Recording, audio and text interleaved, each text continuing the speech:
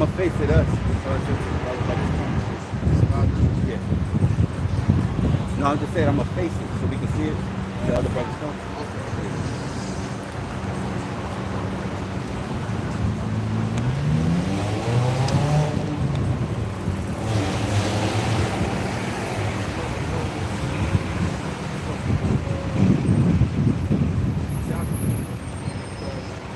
Oh, you got some information?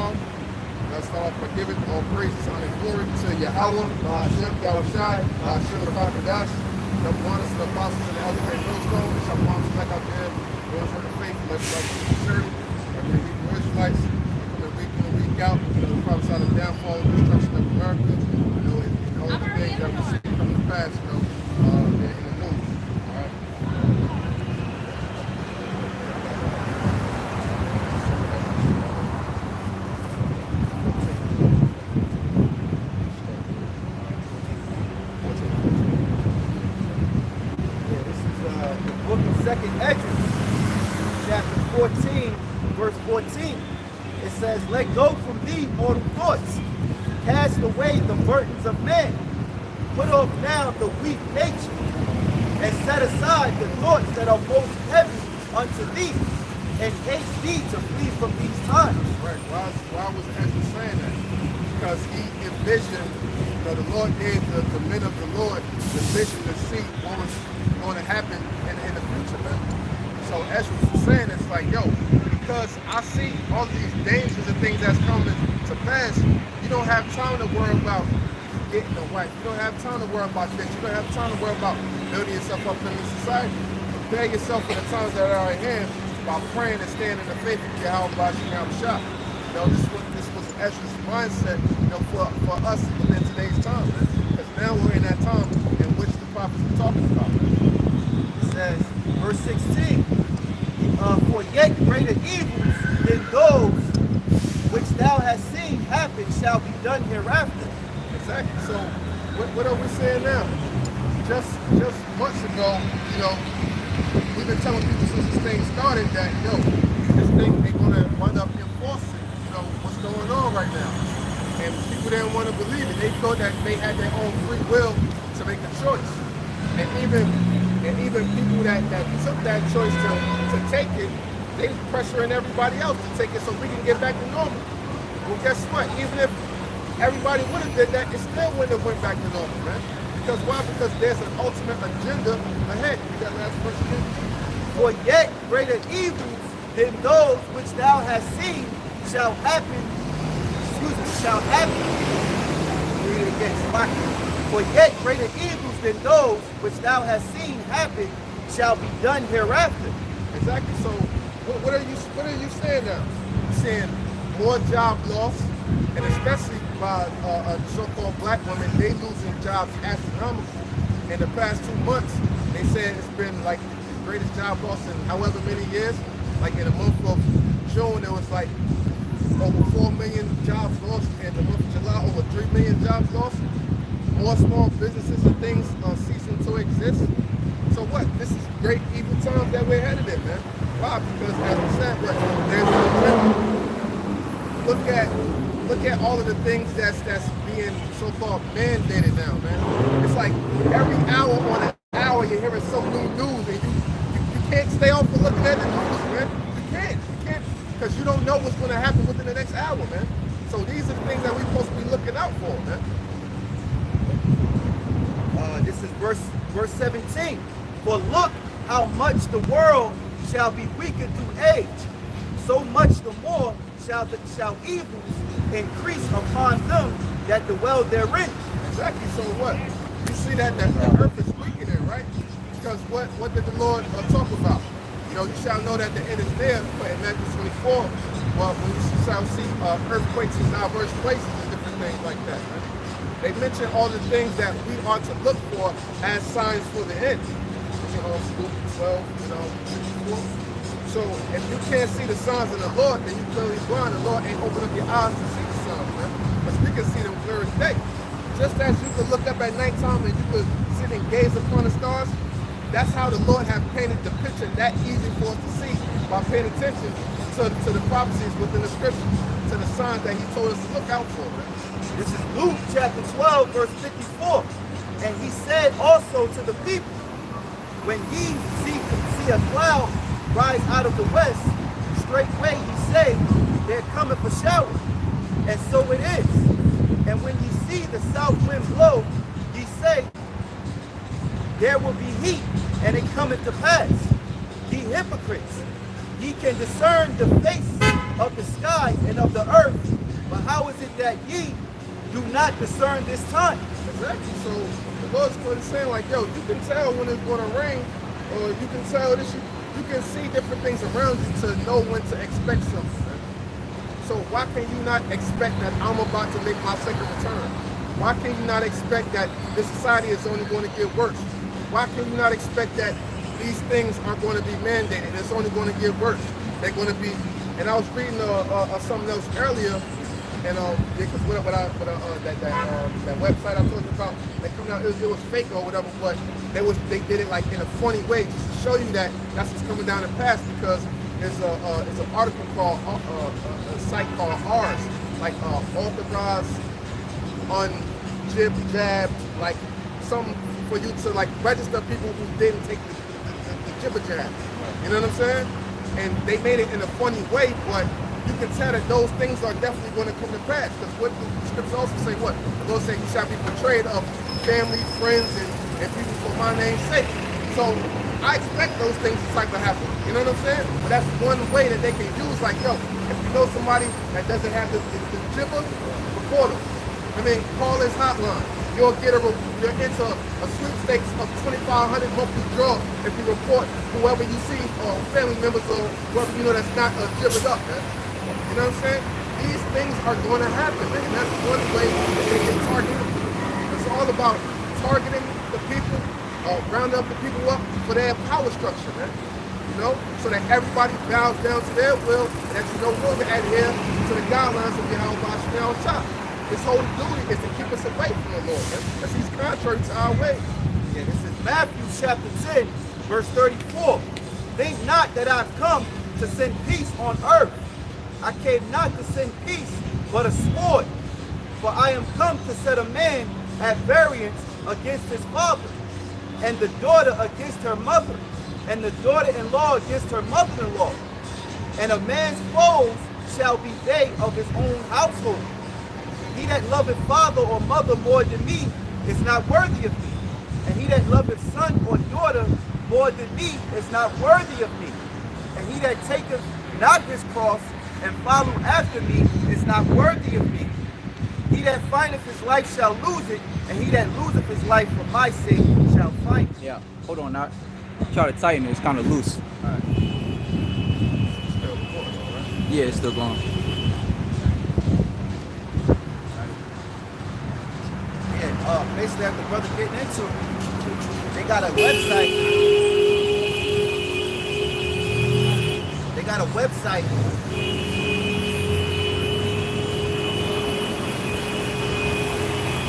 They got a website where Esau wants you to tell on the individuals who have not taken the prelude. So if you got family members that you might, think is family, all right, well, you got family members that you think you're cool with, and then they go on this website and they put your name there. All right, they put your name there, and now your name is a part of a list for not taking the prelude. You can see it. So really, you can see that the Actually, Lord is setting the back it up a spirit. bit. He's setting that Yeah, it's a spirit little better. for a man's to be, as it says here, it says a man's foe shall be they of his own household, meaning of your own household you're gonna have enemies, man. So the Lord is separating family, man. All right, because the Lord has an election.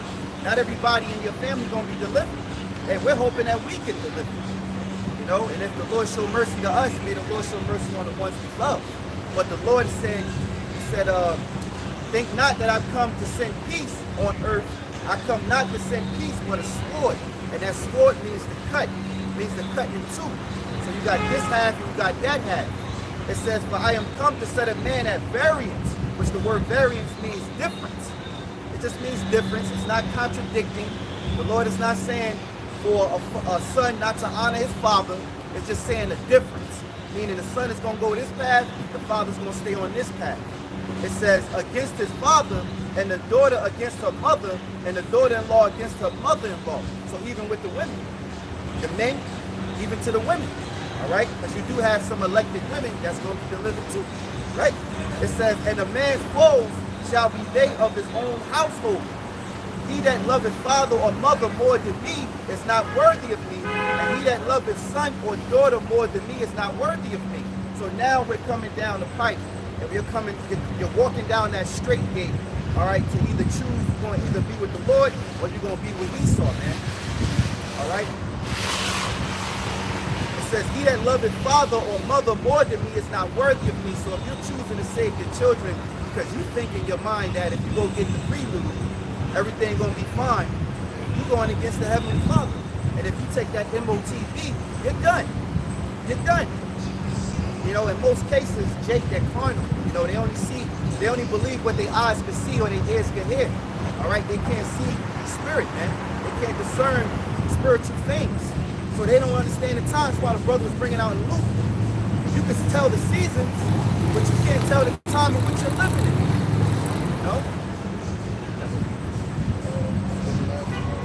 That was Matthew. Oh, my bad. It's still the second Esdras. This is 2nd Esdras chapter 14, verse 17. For look how much the world shall be weaker through age, so much more shall evils increase upon them that dwell therein. Yeah, so what we see that the earth in general is getting weaker. That crops and stuff don't produce as it should be. Esau is constant that during this whole pandemic, they've been down there in South America chopping down trees and chopping down the rainforest, man. You know what I'm saying? And purposely making wildfires and things happen to burn down all that stuff, man. Why? Because now they come in for the herb field, man. All of the things that can actually heal you, man. So they're trying to take all all of your abilities to be able to deal with things in a natural way, for you to be dependent upon their society, their technology, and everything, man. You know? It says, verse 18, for the time is fled far away, and leasing is hard at hand. For now hasteth the vision to come which thou hast seen. And You don't know how to go. yeah, and just real quick, just to go over, like, I'm gonna read these article titles, like, this all, like, within the past, like, day or two, everything that I've been seeing. Well, Bill's already know, CDC put up, 2 days ago,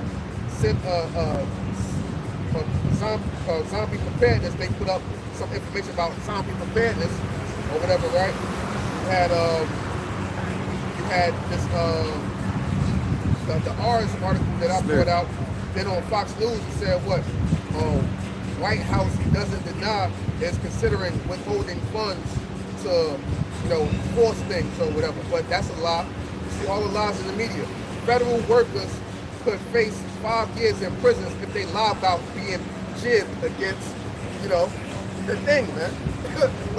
Like you can't get around this, man. Is this not by force? And it's more. U.S. travel restrictions. Biden admin to require jib for all passengers. That was going abroad, like for people that's coming overseas. Now they're talking about it for health workers to be mandated for, because the FDA just approved it. So now they're talking about for the nurses and stuff to be approved. And now they're talking about domestic travel, if you have to be jib for domestic travel, man. Another one. Pfizer has, this all within the past 2 days. Pfizer has manufactured the first batch of the D variant ones. You know what I'm saying? So now they coming up with a whole nother one with a whole new strain, man. Right. It never ends. They talk about a booster, all that, man. It's crazy. That's the disclaimer. We're not giving medical misinformation. That's the disclaimer. And you got this show on Netflix called Biohackers, and it's spiritual because like the end all be all is this this godlike Maxine, which is called Homo Deus, which Homo Deus means one God. So they show you that in that show, like they're orchestrating that nothing will be enough until you get, this until you upload into the Internet of Things. See? And that's the whole thing. It's all about being a transhuman, man. But the Lord is going to stop you. Matter of fact, let me read this scripture first. I just left from it. This is the book of Job, chapter 5, verse 11. To set up on high those that be low, that those which mourn may be exhorted to safety. He disappointed the devices of the crafty, so that their hands cannot perform their enterprise. And that's his NWO. The Lord is going to disappoint the devices of the crafty, which is Esau, so that their hands cannot perform their NWO, man. All right, so it's right before the Lord. Hey, that's how you know it's the Lord's movies, because it's the Lord's movie. Because when you understand how the Lord is going to do it, you don't know when. All right, you just know that prophecy got to take place. But when the Lord do it, He wrote it in the scriptures and gave us, that heads up, or how it would happen. Okay, so when the Lord do this, He's going to allow Esau to eat. As he eat, the Lord is going to rain terror upon him, man. That's beautiful. Because now you caught with your hand in the cookie jar. All right? It's not I wasn't trying, it wasn't me. Your hand was in the cookie jar and you got caught, man. Hey, that reminds me of, real quick, the book of Exodus 21 and 16.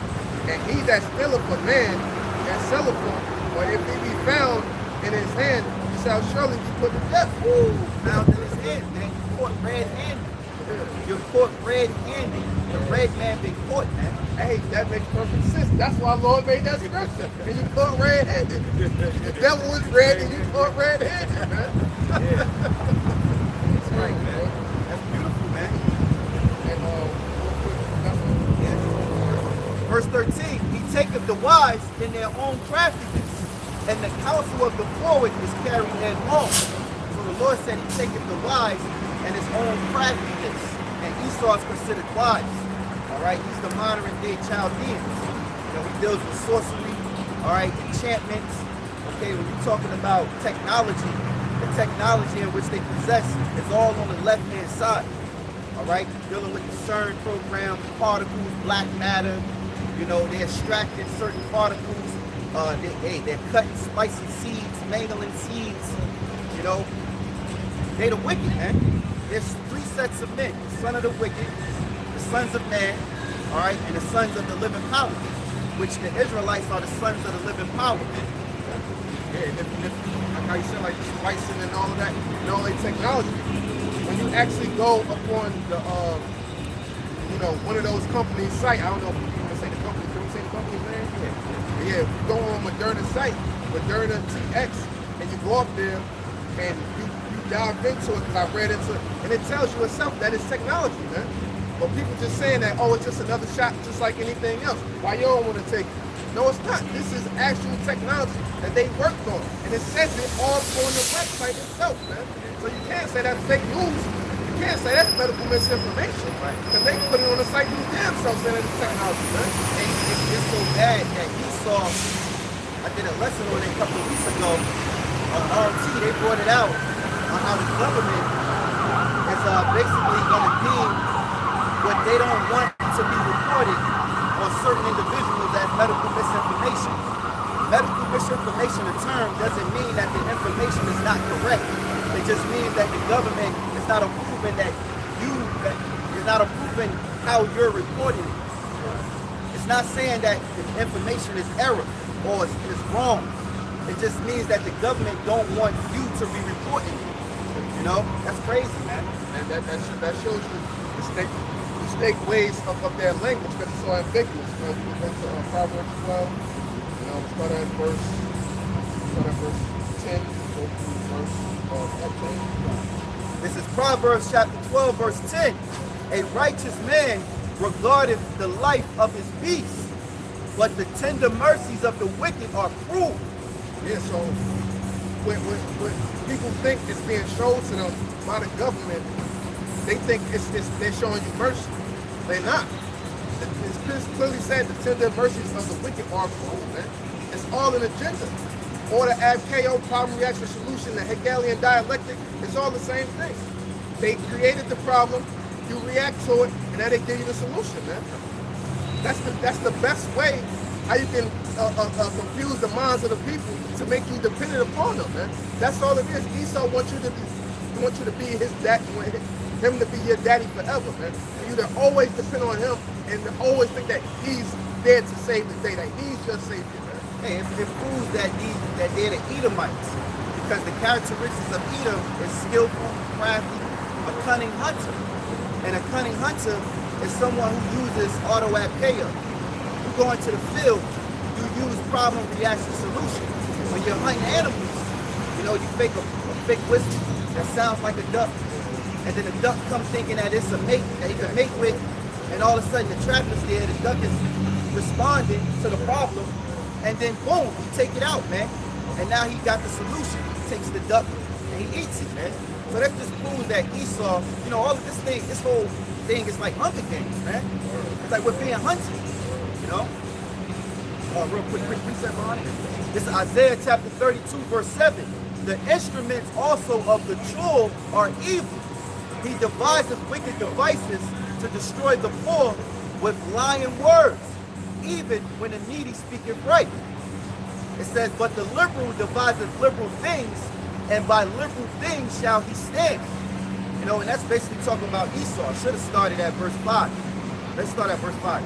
Isaiah 32 and 5.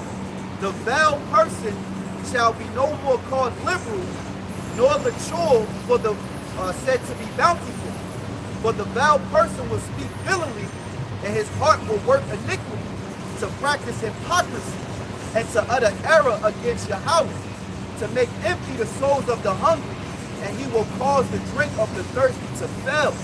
Hey, and that's so powerful right there, man, because that's their whole point of the matter. It said what to make the soul of the hungry go empty, man. They say that the crying for wine in the street. Our people thirsty for the truth. They thirsty for something, man. They don't know what they're thirsty for, but Esau damn sure there. Don't worry, I got the solution for you. You know what I'm saying? Sprite quench your thirst. Nah, this is how you gonna quench your thirst. The words of Yahweh Shem Shah. That's how we quench our thirst, man. Because everything that Esau do, I just said what? He's a hypocrite, man.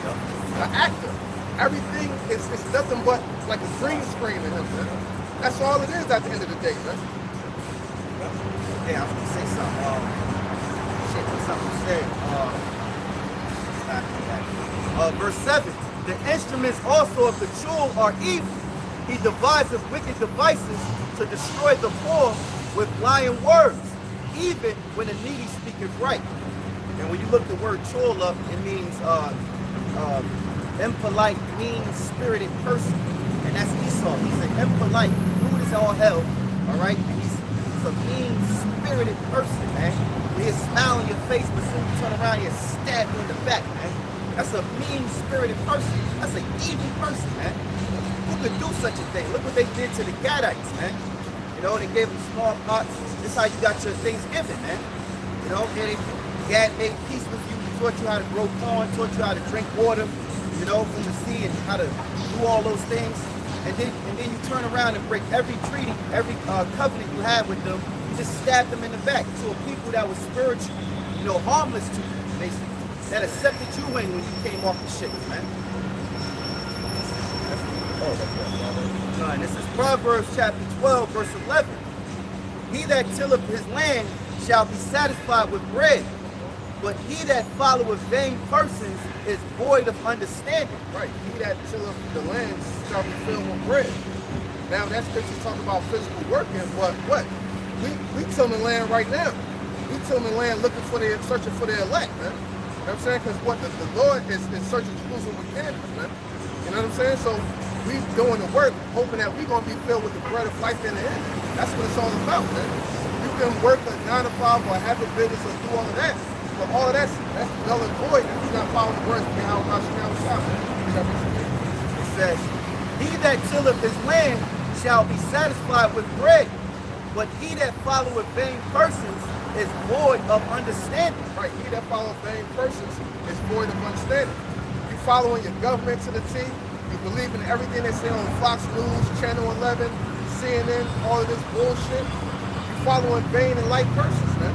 That goes back into I forgot the story around the time of Gideon in the book of Judges, man. Where one of his brothers, you know, hired vain and light men to try to kill him, if I'm not mistaken, man. You know? Esau's nothing but folly. And I was looking at this video, and then I did a video on it earlier, like somebody had put together like a 2-minute clip of the guy Carrie Mullis, that was the inventor of the PCR test and things like that, in which they used, you know, to test you and all of that. And he spoke on it like it's like you got all these people that's at the forefront, you know, so-called leaders and the people at the forefront telling you about this, about that, and they don't know nothing. It's like case in point. It's like Dr. Fauci, he's a fraud. He actually said Dr. Fauci is a fraud. It's like he don't know. He gave an analogy like they don't know shit. It's like what you got these people up there that's on a pedestal that's pretty much pushing an agenda that don't know anything. When you got to go to the real people, the scientists that actually know this information, man.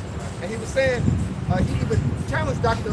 Fauci, or somebody had called Dr. Fauci out to challenge Dr. Carrie Mullis to a debate, and he said he ain't want to do it, man.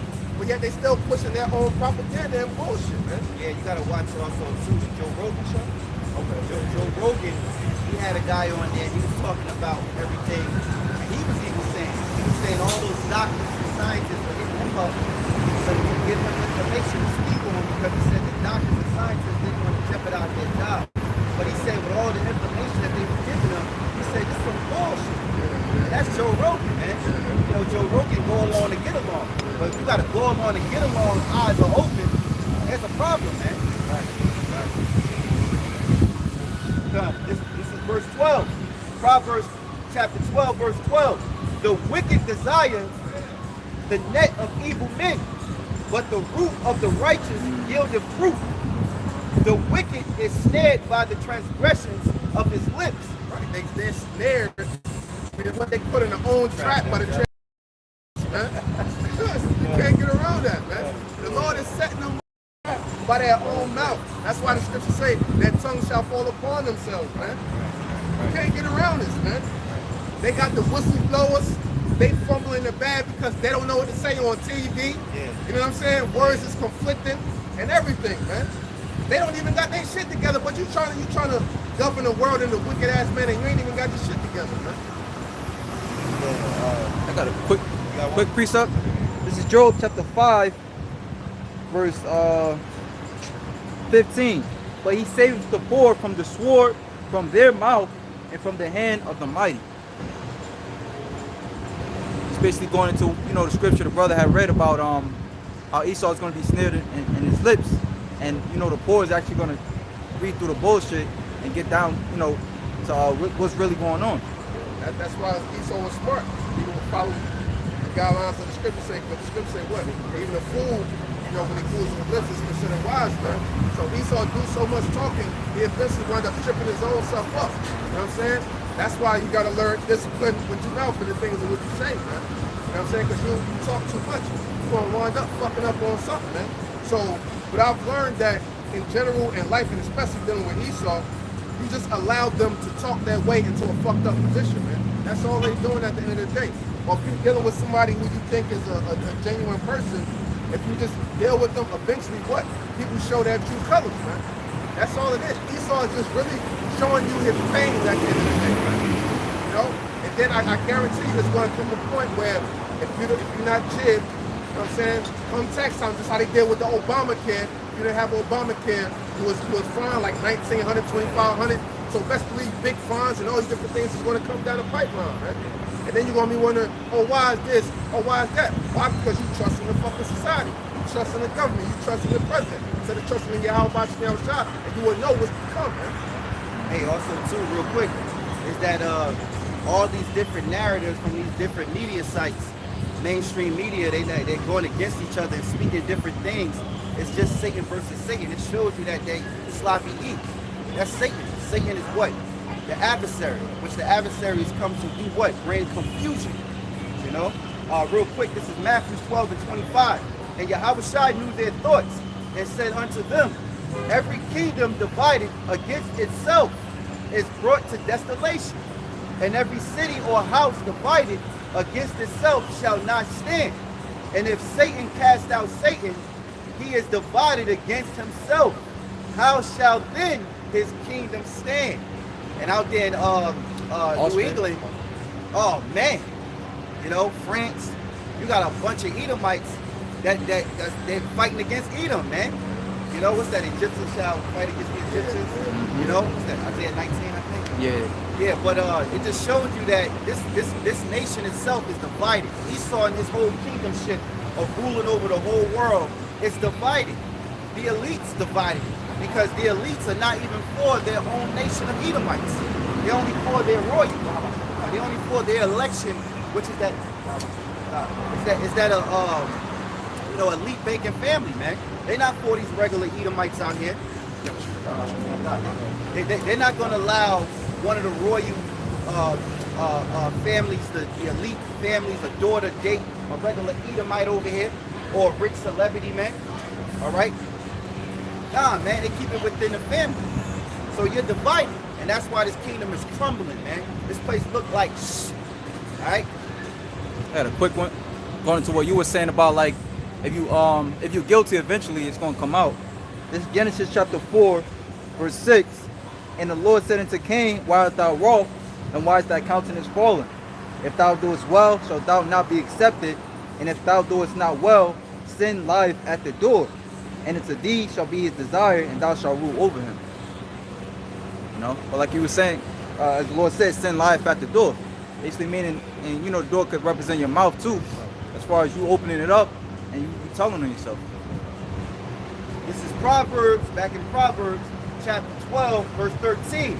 The wicked is snared by the transgressions of his lips, but the just shall come out of trouble. Exactly, but the just shall come out of trouble.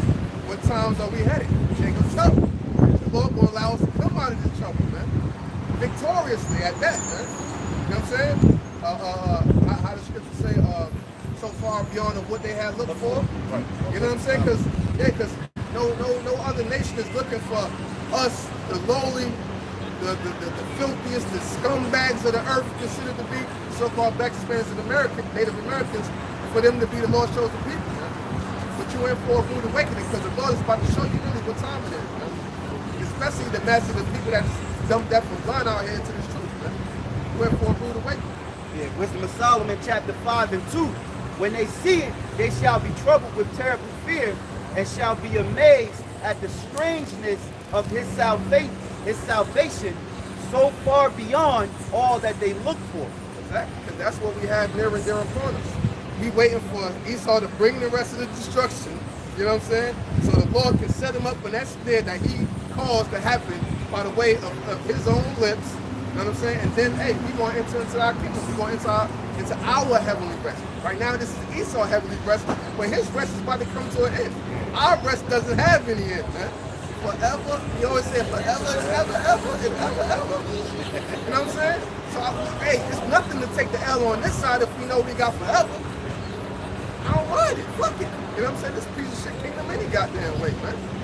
It says, and they repenting and groaning for anguish of spirit shall say within themselves, this was he whom we had sometimes in derision and a proverb of reproach.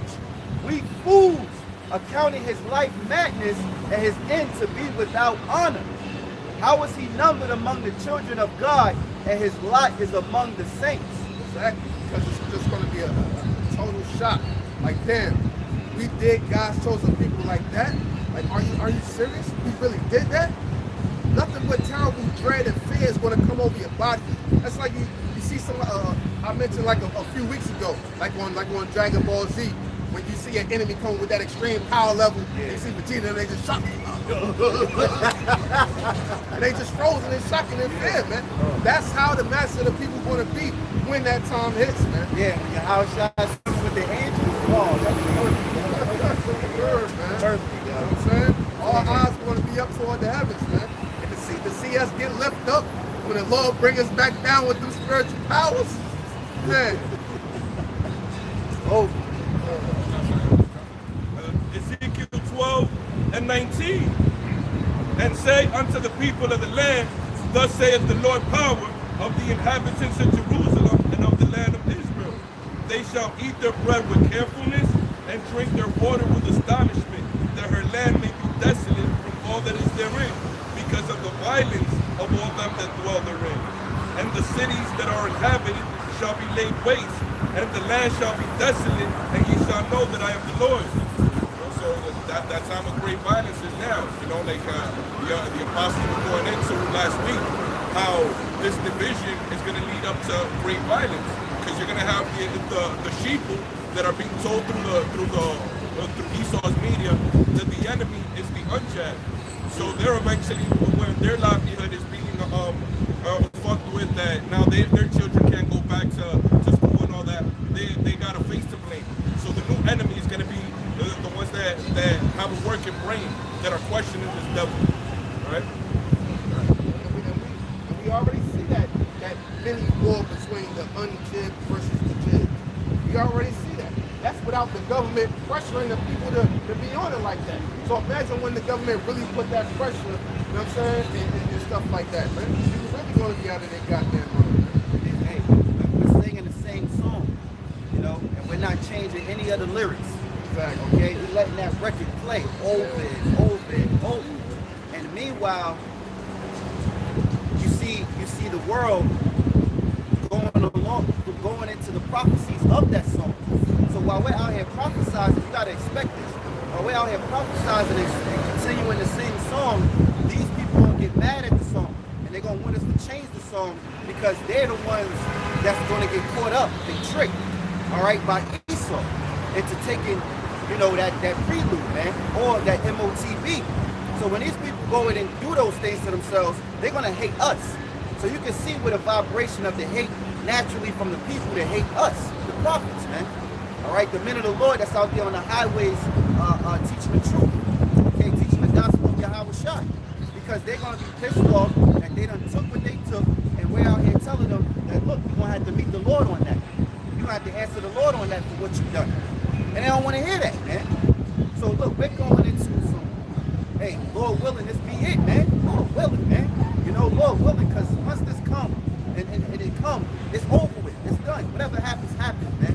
You know, and real quick, a humble advice for brothers, don't fear, just accept it. You know, meaning accept the loaded state, man. Don't get yourself caught up because, oh shit, man, stressed out, about to lose the job. What I'm gonna do? I can't. If I take it, I can keep the job. If I don't take it, I can't. Accept the loss, man. If you embrace that loss and say, yo, it's what it is, that person be better off.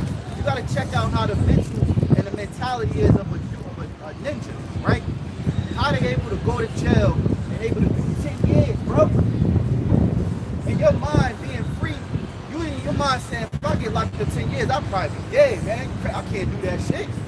The average man can't do that shit, but what happens is there's a spirit that's in them to get through it, man. I know a guy that just got out, man. Did over 12, man. I asked him, how you do that shit? Treat every day like, you know, treat every day by day. And that's how you're supposed to live, by the day.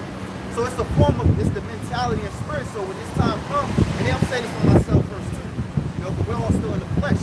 But hopefully it strengthens brothers and not have that stupid fear on you, man. Embrace the loss and say, fuck it, man. The Lord got you, you know? Gotta preach that real quick. This is 2nd Ezra 16:40. O my people, hear my word, make you ready to the battle, and in those evils be even as pilgrims upon the earth. That's the key word, pilgrim, man. The word pilgrim means to vagabond and to travel. So that means you gotta be on the move, you know? Hey, you on the move, you're not gonna be stationary. You're not gonna set up doomsday prep with food. You're gonna get a bunch of guns, and you're gonna hold your fort down. No, that ain't, the Lord didn't say do that. All right? Because, hey, you know what? Hey, we're going to be cooking up on those chariots. We all got to think about it, you know? We all got a destination area where we need to be at to catch our flights. So, you know, you look at it, you're taking up on those chariots, we got a place to be, but we got to get on that flight. If you're going to catch a flight to the airport, you got to go to a certain station, you got to go to a certain company, you got to get there on time, and you got to be in position so when they got the line, you hand them the stuff, you go in. But how much more us to be up on those chariots, man? So it might be in your life that you got to be at this location. How you going to get there? By pilgrim, man. Or Lord have it to where you cash you into prison. However, how the Lord do it. But that's the key thing. But also, majorly with the word pilgrim, it means looking for a miracle, man. Looking for a miracle. So while these people laughing at us and shit, thinking everything a joke, we're the ones looking for Yahweh Shem Shah. We're looking for divine intervention, man. We're looking for the Lord to come in between, man. Whatever situation we're dealing with, man. Food, water, man. It starts now. It starts right now, man. Right now, man. Okay? So proving that it's a spiritual thing, because like the destination is by faith. The only way you can get there is through faith. It's not like you're gonna prepare to be in this certain place in Wisconsin at this date. That's not how it's gonna work. It's literally the Lord can take you from where you stand, but are you gonna have the faith in it? That's why the scriptures say the kingdom of heaven starts with you. You gotta have this word in you now. It's 2 Timothy 1:7. For the Most High have not given us the spirit of fear, but of power and of love and of a sound mind. He didn't give us the spirit of fear, but of power. We got power, man. Look, brothers, you gotta realize we got the keys to the kingdom, man. Because why? First off, it starts with the gift, and that gift is faith. That's not given to everybody. Secondly, we got the true name. So you got the keys, and then you got the gospel, and with the gospel, you got your works mixed up all in that, man. So that increases your faith. So we got the keys to the kingdom. We can call the Lord at any moment, at any time. So we got power, man. Not the spirit of fear, but of power. The Lord hath not given us a spirit of fear, but of power and of love and of a sound mind. But of love and sound mind, man. Yo, that's a piece of life right there. That's life, man. Verse 8. Be not thou therefore ashamed of the testimony of our Lord, nor of me his prisoner, but be thou partaker of the afflictions of the gospel, according to the power of Yahweh. verse 8. Be not thou therefore ashamed of the testimony. Hey, don't be ashamed of the testimony, man, of Yahweh Shai. All right, Yahweh Shai said, Apostle Paul quoted that if Yahweh Shai suffered, then we suffer. When Yahweh Shai received glory, we'll receive the glory. Right? So you don't want to be ashamed of the testimony. Don't be ashamed of his word. That's Mark 8:38. You know, be ashamed of the Lord will be ashamed of you. Be not thou therefore ashamed of the testimony of our Lord, nor of me his prisoner, but be thou partaker of the afflictions of the gospel according to the power of Yahweh. So we got to be partakers of the affliction. You know, that's what we signed up for. You know, giving our body as a living sacrifice. And that started when you came into the truth. So whatever happens down the line until the end, with you being delivered, that was the lot and the will of the Lord. You know? Yeah, real quick, and just how the brother was breaking it down, like about that, you know, reading that scripture, Lord not giving us the spirit of fear and things. He said, what? The Lord, we have the keys to the kingdom. The keys to open the door to the knowledge is knowing the names.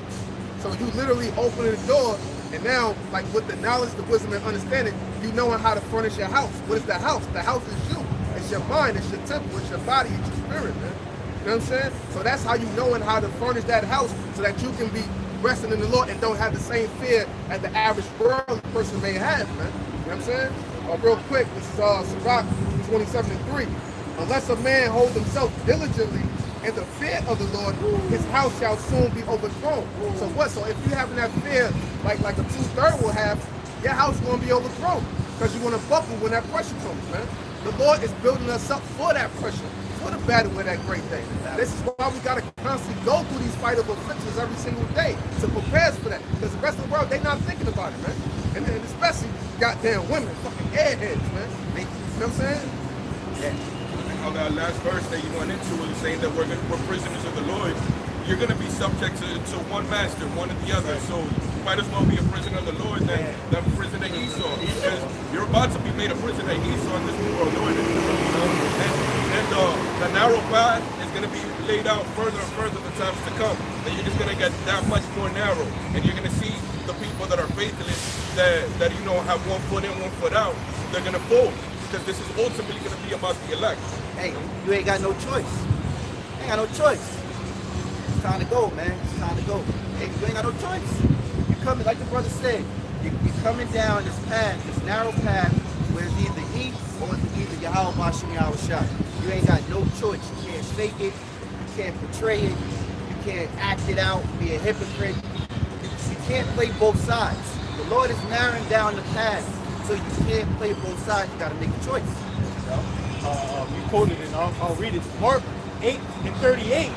Whosoever therefore shall be ashamed of me and of my words in this adulterous and sinful generation, of him also shall the Son of Man be ashamed, when he cometh in the glory of his Father with the holy angels. So Yahweh Shai gonna be ashamed of you if you ashamed of him. How could you be ashamed of our Lord, man? In this wicked, adulterous, sinful generation, man. You got a bunch of old and transformers, man. You got women that usurping authority over men. All right, you got Edomites ruling over us and acting like they're bigger and badder than us, man, or stronger. But in fact, they're just more devilish, man, because our people have become wicked, man. You know. So look at the ups and downs of this place. How could you be ashamed of the Lord at this very moment? These people out here were really wearing diapers on their faces, man. You know, and we all had to. Yeah, we all had to, because we gotta operate according to this wicked ass system. So you're ashamed of Yahweh Shai in this wicked ass fucking place? Look what's on social media and Instagram, man. What they call that? All girl, what's that shit? The girl that dances next for money. OnlyFans. OnlyFans. Look at OnlyFans, man. This place is crazy. You know? Yo, I just seen something on social media early this morning. This is how you know Jake is fucking finished. This was a Hispanic woman fucking working on a dead body in a coffin at a funeral. Nobody saw him. Like, what the fuck is this shit coming to, man? It's not even that Jake won't do out here, man. This shit is ridiculous. Jake, they got people as bad as hell, man. This is why this place gotta go. Because the influence of Esau, the fucking rap music and everything else, your mind is fucking destroyed, man. Yeah, so he's going into that second going to the battle. Have no fear. This is Ephesians 6 and 10. Finally, my brethren, be strong in the Lord and in the power of his might. Put on the whole armor of the Most High. Hey, that is important, man. Putting on the whole armor of the Lord is the scriptures, man. You know? Put on the Lord, man. Put on your Yahushua, man. You gotta say to yourself, man, you know what? I ain't doing it. I ain't doing enough. So I gotta do this. You know what? I used to do this. I'm about to cut this shit out so I can focus more on the Lord. You gotta put on the Lord, man. You can't just wait to the very moment and then try to put on the Lord. It's too late. It's too late, man. In prologue of Sirach, it says that basically the ones that will receive wisdom are the ones that are addicted to it. It speaks about that. Yeah. What it says? In the prologue of Sirach, well, I'm gonna just grab it. Yeah, we're addicted to it. Passion, man. Pray without ceasing. Yeah. You gotta be a little crazy. Some scripture we have an unction. Oh, yeah. I'm gonna finish this. It says, put on the whole armor of the Most High. I got it. I found it. It says, this is the prologue of Sirach.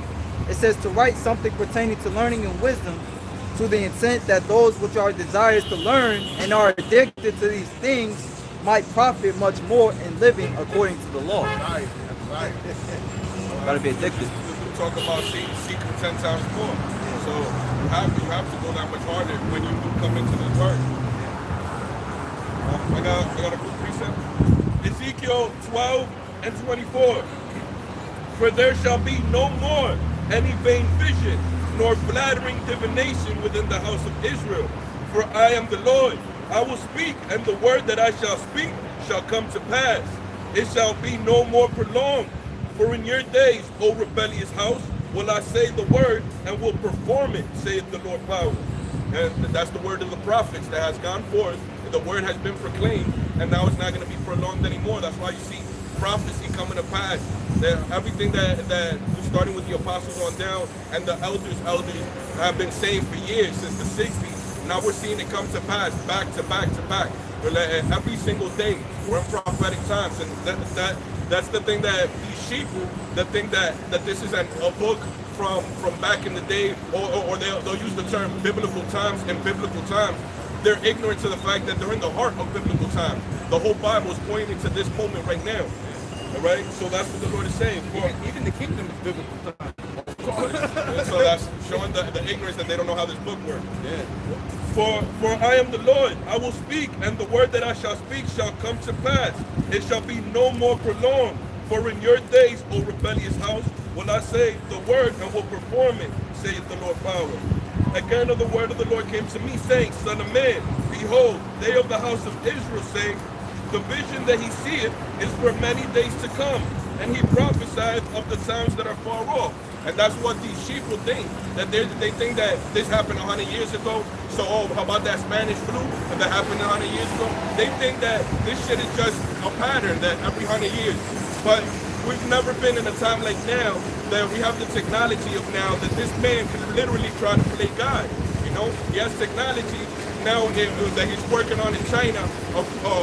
That it looks like a digital halo that they put on the children, that they can monitor their fucking thoughts. That they'll know if the child is diverting or if he's not focusing in the class.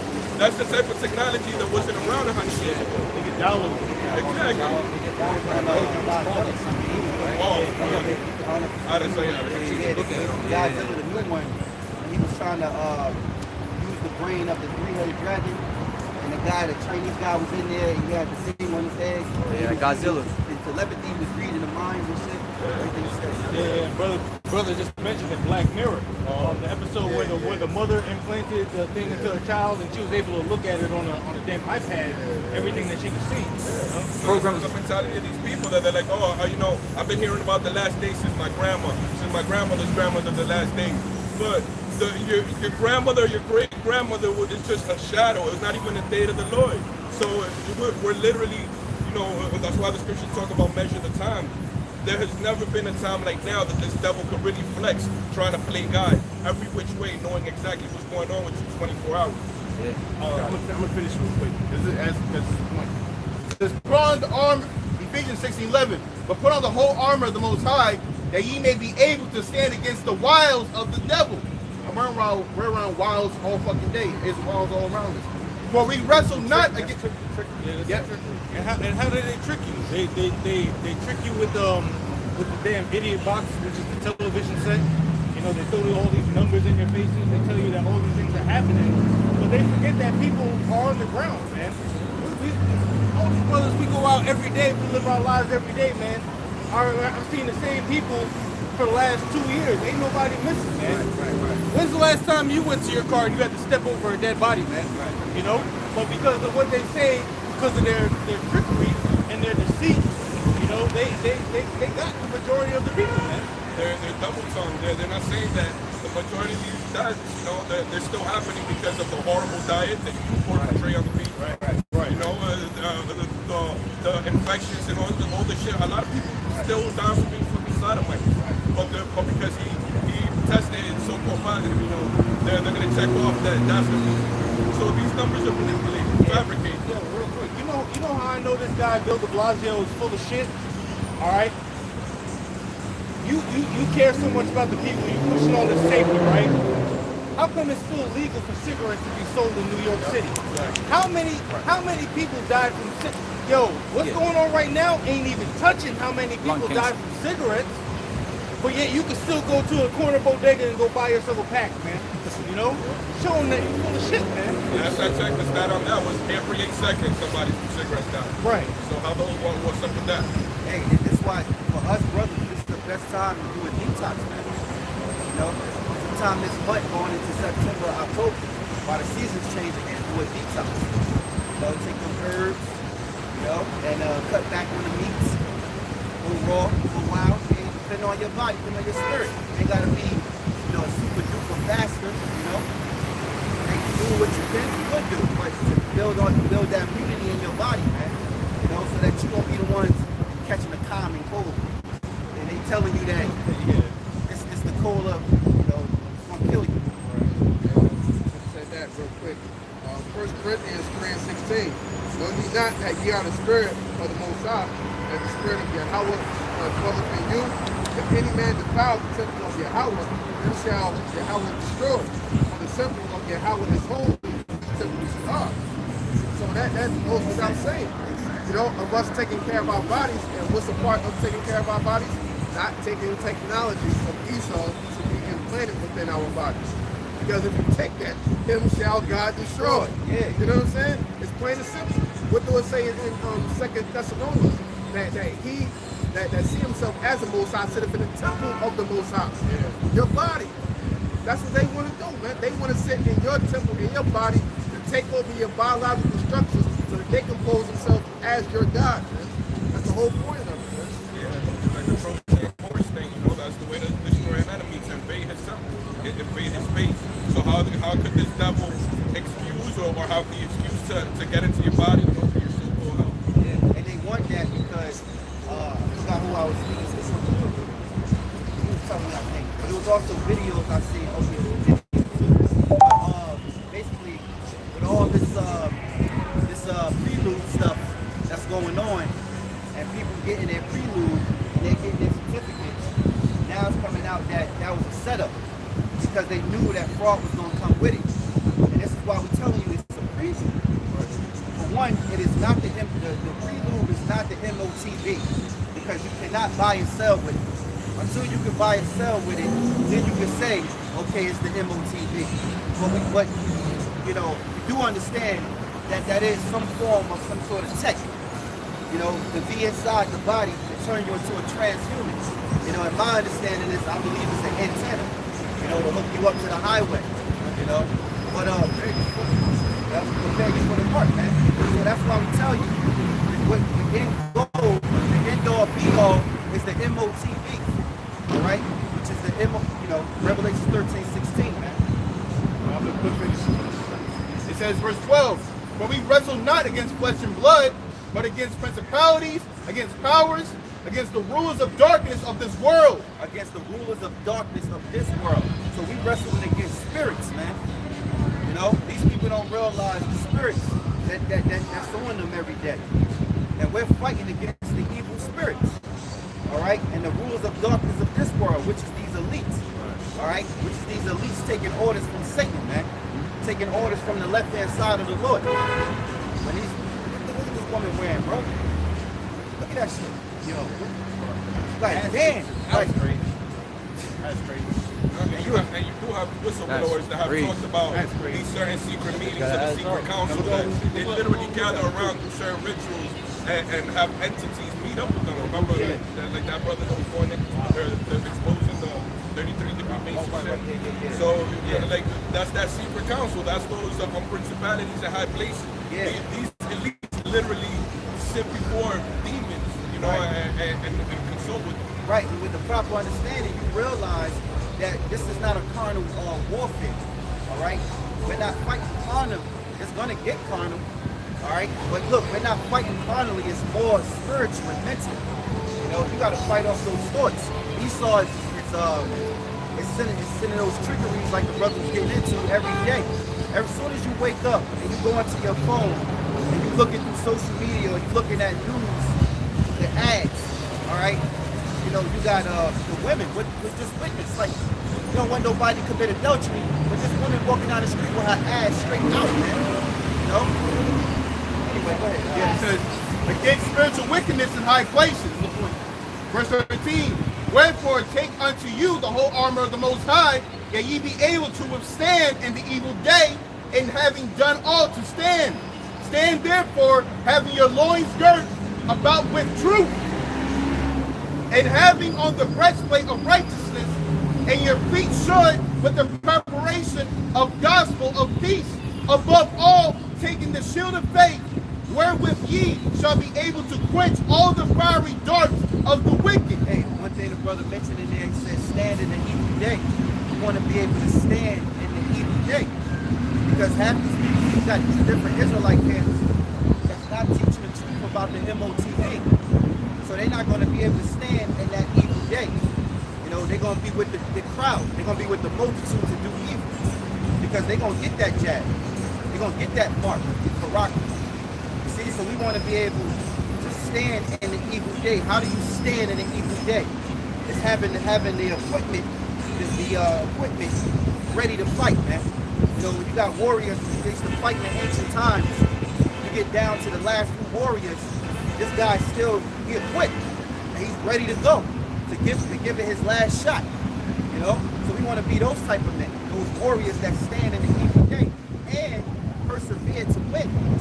Alright? Do Yahweh Bashim Yahweh Shai, but it's not for us. Go ahead. I wrote real quick, I said, above all, the shield of faith, showing that what's ultimately going to defend the elect is that faith. That all types of darts are about to come from every which way. It's almost how you see in 300 when the arrows were fired and they put up the big shield, and they were just laughing under that shit. That's how it's going to be. Man, fighting the shit. Yeah, fighting the shit. You're going to have that crazy people faith for the shit that's going to come. Which is only people to the elect.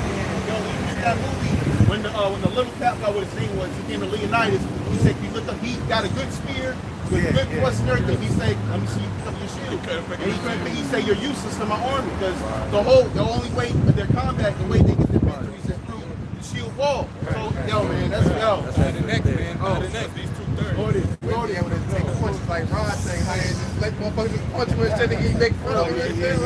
They go to show you that, you know, these dudes, they think that they got all these scriptures and everything that's going to help you out in those times to come. And it's all about the faith.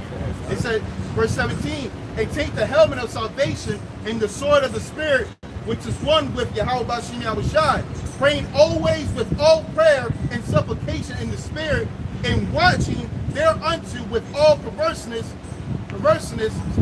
and supplication for all the saints. Perseverance. Just knowing that everything is an agenda, because what we're going through now, you know, Esau turned it Operation Lockstep, where they show like 3 different phases, and that's what we're going through now. I think we're in like the 2nd or the 3rd phase now, or whatever, but like towards the last year, like we was in the 1st phase or whatever. And just real quick, because this is more too how you know that it's an agenda, because this is document real quick. This is the World Bank. You know what I'm saying? The World Bank is responsible for like all banding together to help out when natural disasters or certain things happen across the globe. So this is document, right? And it says the 18, you know what the 18 means. Strategic Preparedness and Response Program has proposed 25 projects under Phase 1. Phase 1, why is it saying Phase 1? Because Phase 1 of Operation Lockstep went into play last year when the pandemic hit, right? And I'm going to read something else on it real quick. They got check marks of what it is that they wanted to get accomplished or things that they have in place, I mean, for this current time. And it says financing and implementation modalities, multi-phase programming approach, contingent emergency response component, fragile state, small state, conflict, and one of the check marks was responding to natural or man-made disaster. What is this? This is a man-made disaster. And when you look at the dates of it, right, it said expected project approval date, April 2nd, 2020. The expected project closing date, March 31st, 2025. Are you going to have a date on this? That's their expected date, man. Now, give or take, that don't have to be the exact date, but they give the expected date, man. It's an agenda, man. How you going to put a date on something like this? And how do you know a new one is coming? Exactly. Come on, man. Because they're putting it out there, man. You only can fool the sheep. These idiots that watch mainstream media, you know, all the time. You know, I don't even watch cable. I can't even watch cable the way I used to watch it when I was young. You used to watch it when you was young. It was entertainment. It was to draw you in. You watch a movie. I can't even watch movies. The only movies I would watch is something biblical or something that got to do with edification and end this, you know. I can't even watch that shit. I turned on the shit. I looked at the shit. I said, nah, I can't watch this. You know what I'm saying? I turned it off. But people still watch that. They're still in that spirit. They're still in that energy to be programmed, right, you know, by the mind control. That's why they call it programming. Like, it's literally being programmed every time you watch it. That's true. Because what? Because you know that the scriptures make our souls better. Because everything we look at that's supposed to be fun and good, we just know it's all bullshit at the end of the day, man. You know what I'm saying? That's why I say real quick, Ecclesiastes 1 and 18. For much wisdom is much grief. And he that increases knowledge increases sorrow. So before, our minds, we were blind to what's really going on. So you can really enjoy the world. You're in the so-called blissful state. When people say ignorance is bliss, no, it's not. I'm glad we know what's going on, so that we can prepare ourselves instead of be like the rest of the world, thinking you got till forever to fucking YOLO and all these dumbass do or thou will, man. Yeah, you got these people, they're zombies for real, man. They take comfort in thinking that if the world gonna end, we all gonna die. So they're comfortable with the fact that they're not the only ones dying. That's crazy. Yeah, I got one. Isaiah 60:1, arise, shine, for thy light is come, and the glory of the Lord is risen upon thee. For behold, the darkness shall cover the earth, and gross darkness the people. For the Lord shall arise upon thee, and his glory shall be seen upon thee. You know? So gross darkness has came upon the people, man. But what? The glory is going to be shining on who? On the elect, man. You know, we're ones, you know, through the spirit power of the Yahweh Shema Shai, from the elders and apostles on down, we're awakened out of this madness, man. It's a miracle because, you just mentioned, you know, so many people following mainstream media news today. How many times have they been lied to? And they know they've been lied to. It's been proven that they've been lied to over and over again, and they still go back and they listen to what they got to say, man. You know? Like the presidency. Right. Every time the presidency come around for a new president, you know they cheated on votes. You know they stole votes. Right. That's a thing now. That's why they gotta, even they admit it. We gotta wait and see. We can't do this. They try to do things because they know the people know about the cheat on votes and stuff like that. Yeah. You know that they're setting them up and your vote don't count. But instead, what they do, they still go out there and vote because in the back of their mind, Jake's mind, they think that it could help. You know, the same thing with this prelude that's going on. They think I might as well get it because it's possible it could help. I don't know. No, we know. We're not in that demon saying, I don't know. We're not walking around in 2021 to myself, who really got the truth? I don't know. Who got the truth?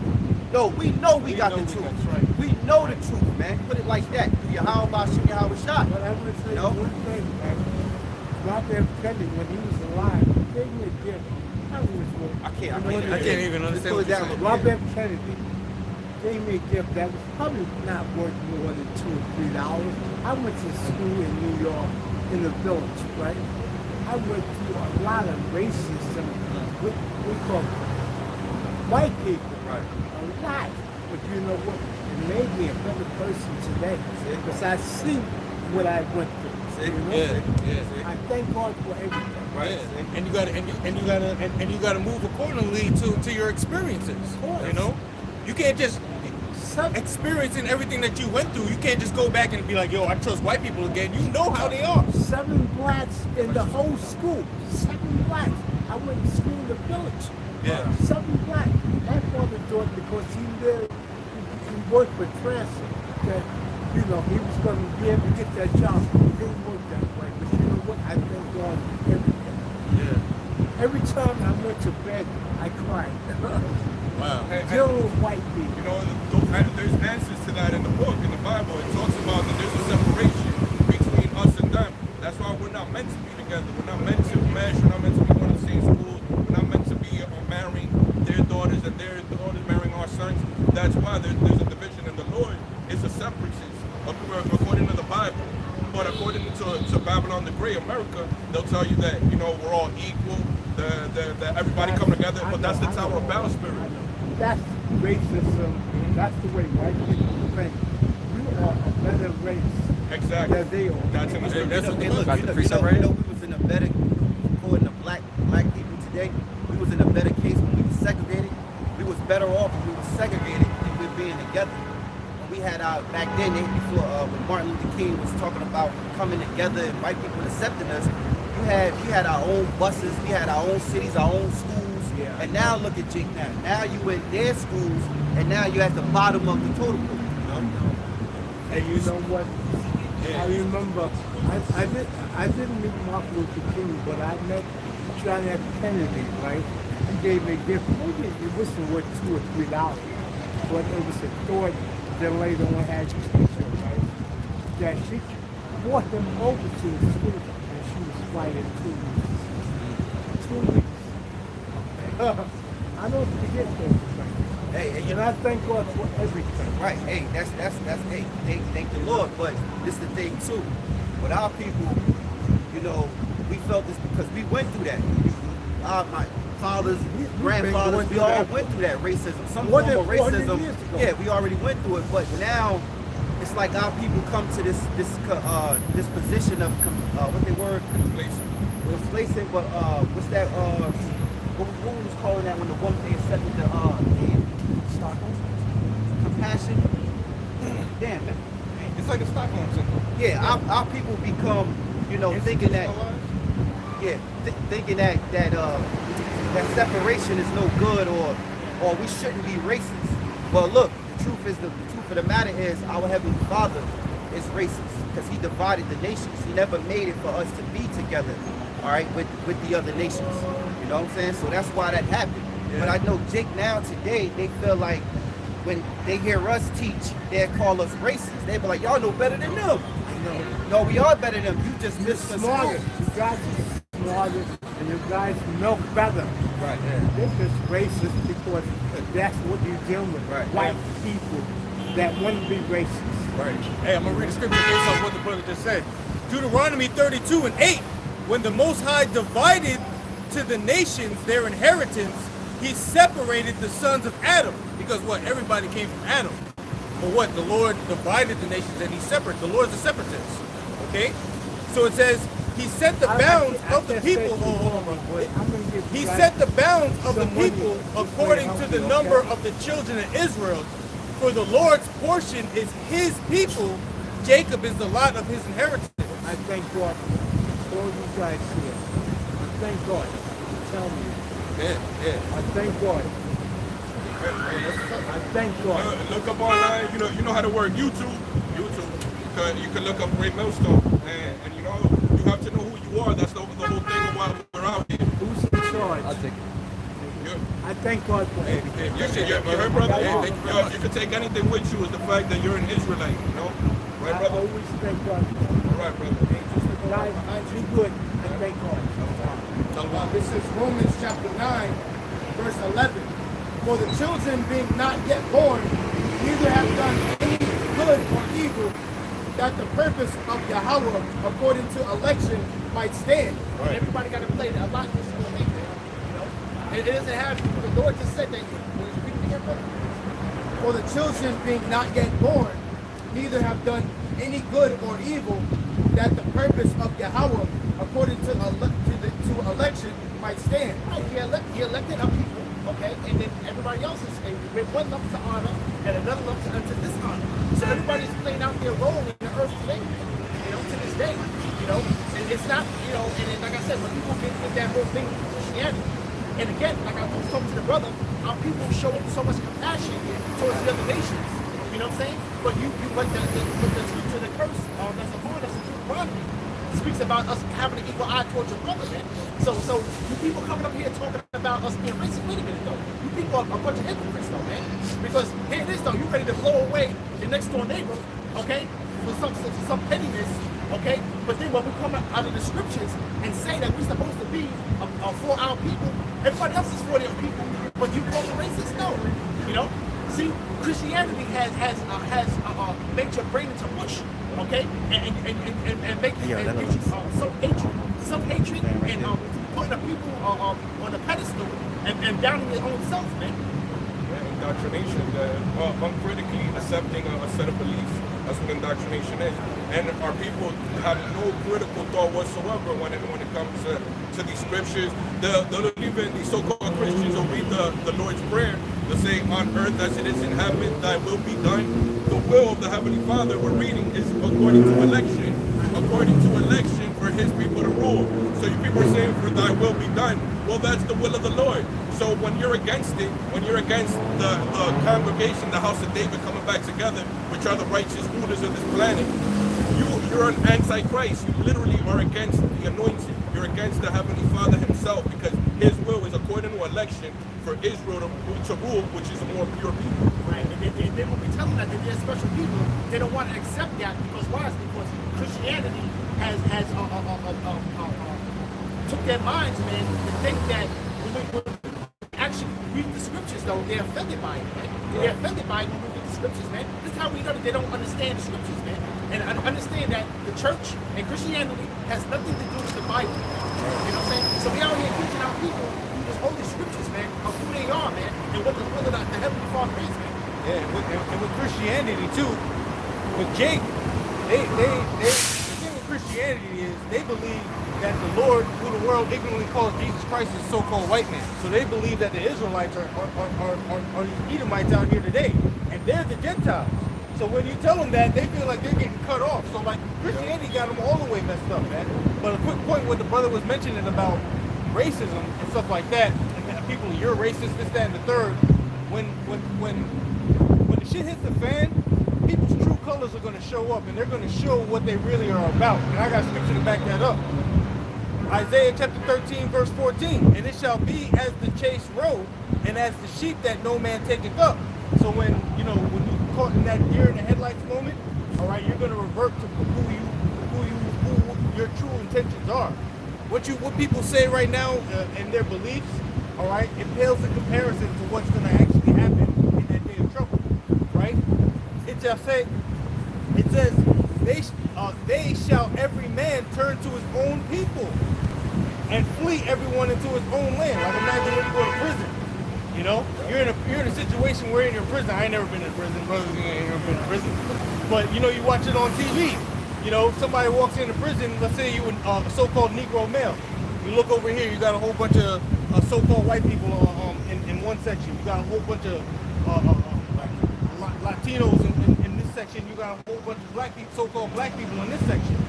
You being a so-called black man, where are you gonna go? You're gonna go to the people who you identify with, man. And that's just natural instincts. You know, that's natural survival instincts, man. How about some stuff? It says, That's the point. Oh, yeah, I got something. This is Romans chapter 10, verse 1. Brethren, my heart's desire and prayer to Yahweh for Israel is that they might be saved.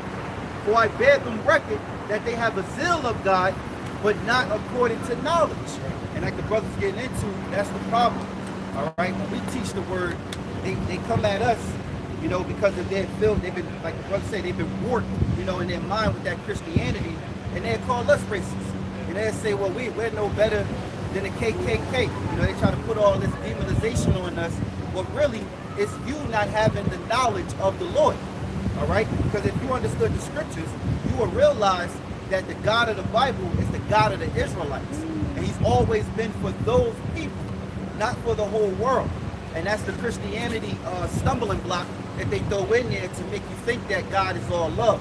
All right? The Most High is not all love. He also hate. And it's the scriptures to prove that. Malachi, the 1st chapter, Romans, the 9th chapter. The Lord said, I have loved Jacob, but hated Esau. So what do you say about that? In the book, Sirach, what's that, 12 and 6, I think? Proverbs 11, false balance is an abomination. So if we had a God that loves absolutely everything, including wickedness, it would be an imbalanced power. Right. Well, the Lord made us in his image. You know, we have jealousy, we get angry, you know, we love, we hate. You know, so you're saying that we have more, we're more we're more complicated and more multifaceted than the Lord is. Yeah. You know? Yeah. And that's real quick. This is Sirach, chapter 13, verse 15. Every beast loveth its life, and every man loveth his neighbor.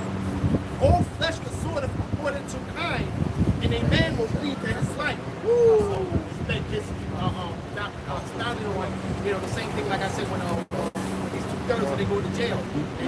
The same thing, man. They go to their life. Jail, which is a survival league. Yeah. You read that in Isaiah 13? Yeah, Chase, bro. Yeah. And now they're making it to where you're not going to be able to get on a plane and go back to your country unless you took the prelude, man. Right. But finishing up, this is Romans 10 and 3.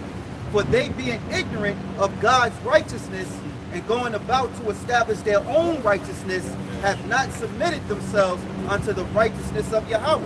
And why it's so? Because they don't read the scriptures. They don't understand the scriptures. All right, here they teaching you that the laws of God doesn't exist anymore. You know, and you can do whatever you want. That's not true. That's not true according to biblical. It's not written in the scriptures for that, man. Okay, the Lord, who you ignorantly call Jesus Christ, which his name is Yahweh Shai, he didn't die and give his body as a living sacrifice for you to just do whatever you want. All right, he did that to give his Israelites, starting with the elect, grace. You know, so that we're in this time in this kingdom, the second leg of Rome, okay, which is really falling again, and it's going to fall completely for good. You know, never be thought about. You know, until the Lord established the holy day in the kingdom, where we're celebrating the deliverance from out of Egypt, you know, Babylon the Great, I should say, you know, and around the world, you know. And now people look at the Lord as a strong passive power, man. You know, that they think they can do no wrong as far as they just think they can do whatever they want to do. And that's the whole basis of Christianity, man. If you keep on following this damn devil, man, this devil's gonna get you to the devil. You follow the ways of this place, man. The Lord said to flee from the ways of this world, man. You know?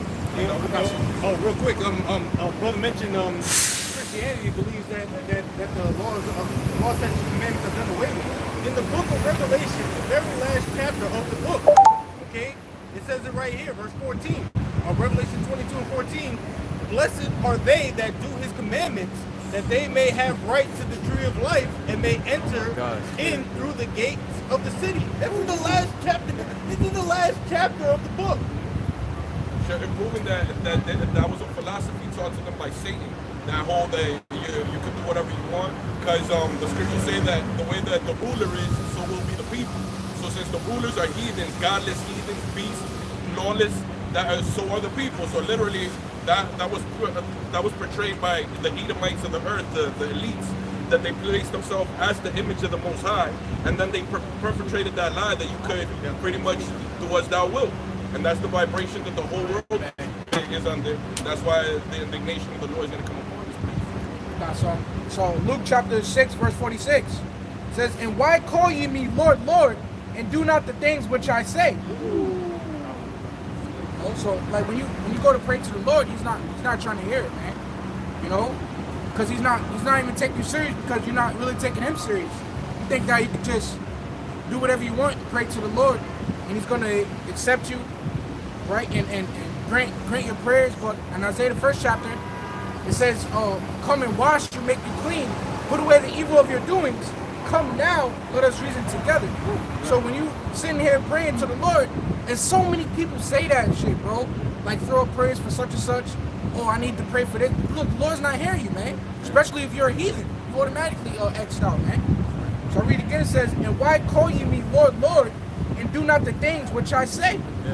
And remember, he's on one accord with the Most High.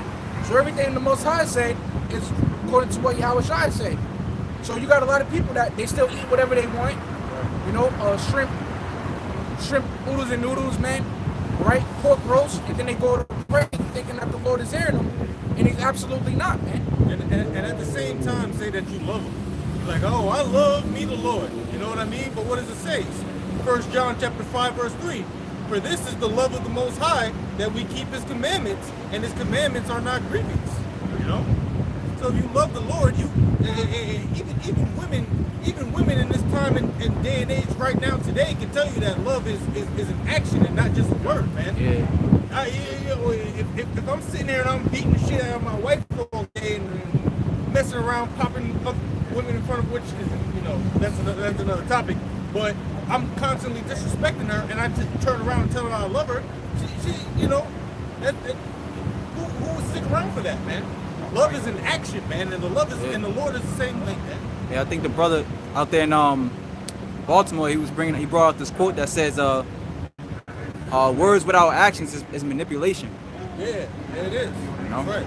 I got that scripture for you. 1 John 3 and 18.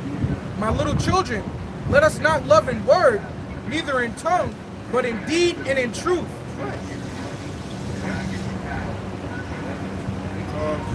Matthew chapter 15, verse 8. "This people draw nigh unto me with their mouth, and honor it with their lips, but their heart is far from me." It's read that. That's how people, man. You know, they want to sit here and talk that. They want to quote scriptures that they think they know. Okay, and they want to use it for their own occasion. You know what I'm saying? But their heart is really far from the Lord, man. People are legislating and wickedness, man. You know, they don't want nobody to correct them on it. You know, it's like the talks about how a wicked man heart is neck is being reproved, man. That's Israel, man. And Deuteronomy, the 21st chapter, goes into how a rebellious son is supposed to be put to death. So how much more the sons of the Heavenly Father, which is Israel, with a constant indignation against him, that is constantly going against him, with this rebellious, revolting spirit, that they're constantly going against him. That's a rebellious son. What do you think the Most High is going to do to most of his sons? Most of the 2/3 are going to get wiped out because they're rebellious. Oh, real quick, just going back to 1 John 3 and 18 in the NIV. It says, "Dear children, let us not love with words or speech, but with actions and in truth." So, you know, your woman commit adultery on your shit, she don't love you, man. Because her actions would make her be steadfast and faithful, man. Yeah, and tell the truth. What's that? Jeremiah 6:2. Somebody real quick. Jeremiah 6:2. We're the Most High's woman. You know. So like, you gotta think about it. Think about it from your perspective. If you have a woman, she keeps telling you she loves you, she loves you, and she keeps going around popping all these other dudes. It doesn't correlate, man. You're gonna get rid of her, man. No matter what she says, she's a liar. You know, she's a whore. Jeremiah chapter 6, verse 2. Right. "I have likened the daughter of Zion to a comely and delicate woman." Right, so we're the Most High's woman. You know, what does it talk about in St. Matthew, the 25th chapter, about the 10 virgins waiting for the husbandman to come? You know, we're the Most High's woman, and we're supposed to be faithful to Yahweh Shai. If you think about it, everything that we're seeing now is really just Esau trying to pop the Most High's woman. You know, trying to grab her. You know, we're seeing things going on in New York City with Blasio and Cuomo, which is funny with Cuomo because it kind of fits his narrative. Because what? They offer you the tricks. You know, they ask you if you want to do if you want to pop me voluntarily. You're like, nah, I don't want to pop you. If you want to, hey, I'll give you a cheeseburger, do this and that and the third. Nah, I still don't want to do it. All right. All right. Volunteer time is over. Now he wants to grab you and take you now. But what does it say? What's the law? There's laws on things like that, man. It's written in Deuteronomy, the 22nd chapter. Somebody give me Deuteronomy 22 and 22. Okay? There's certain things. 2/3 of our people, Esau's coming to lay hands on them, and they're down. They got their ass in the air ready to get fucked. You know, they ready, waiting, and willing to cheat on the Lord. Yeah, they're not crying out. Yeah, that's what we're getting into. We're bringing it out. Right? We gotta cry. You gotta cry out, man. Go ahead, bro. Yeah, this is Deuteronomy 22 and 22.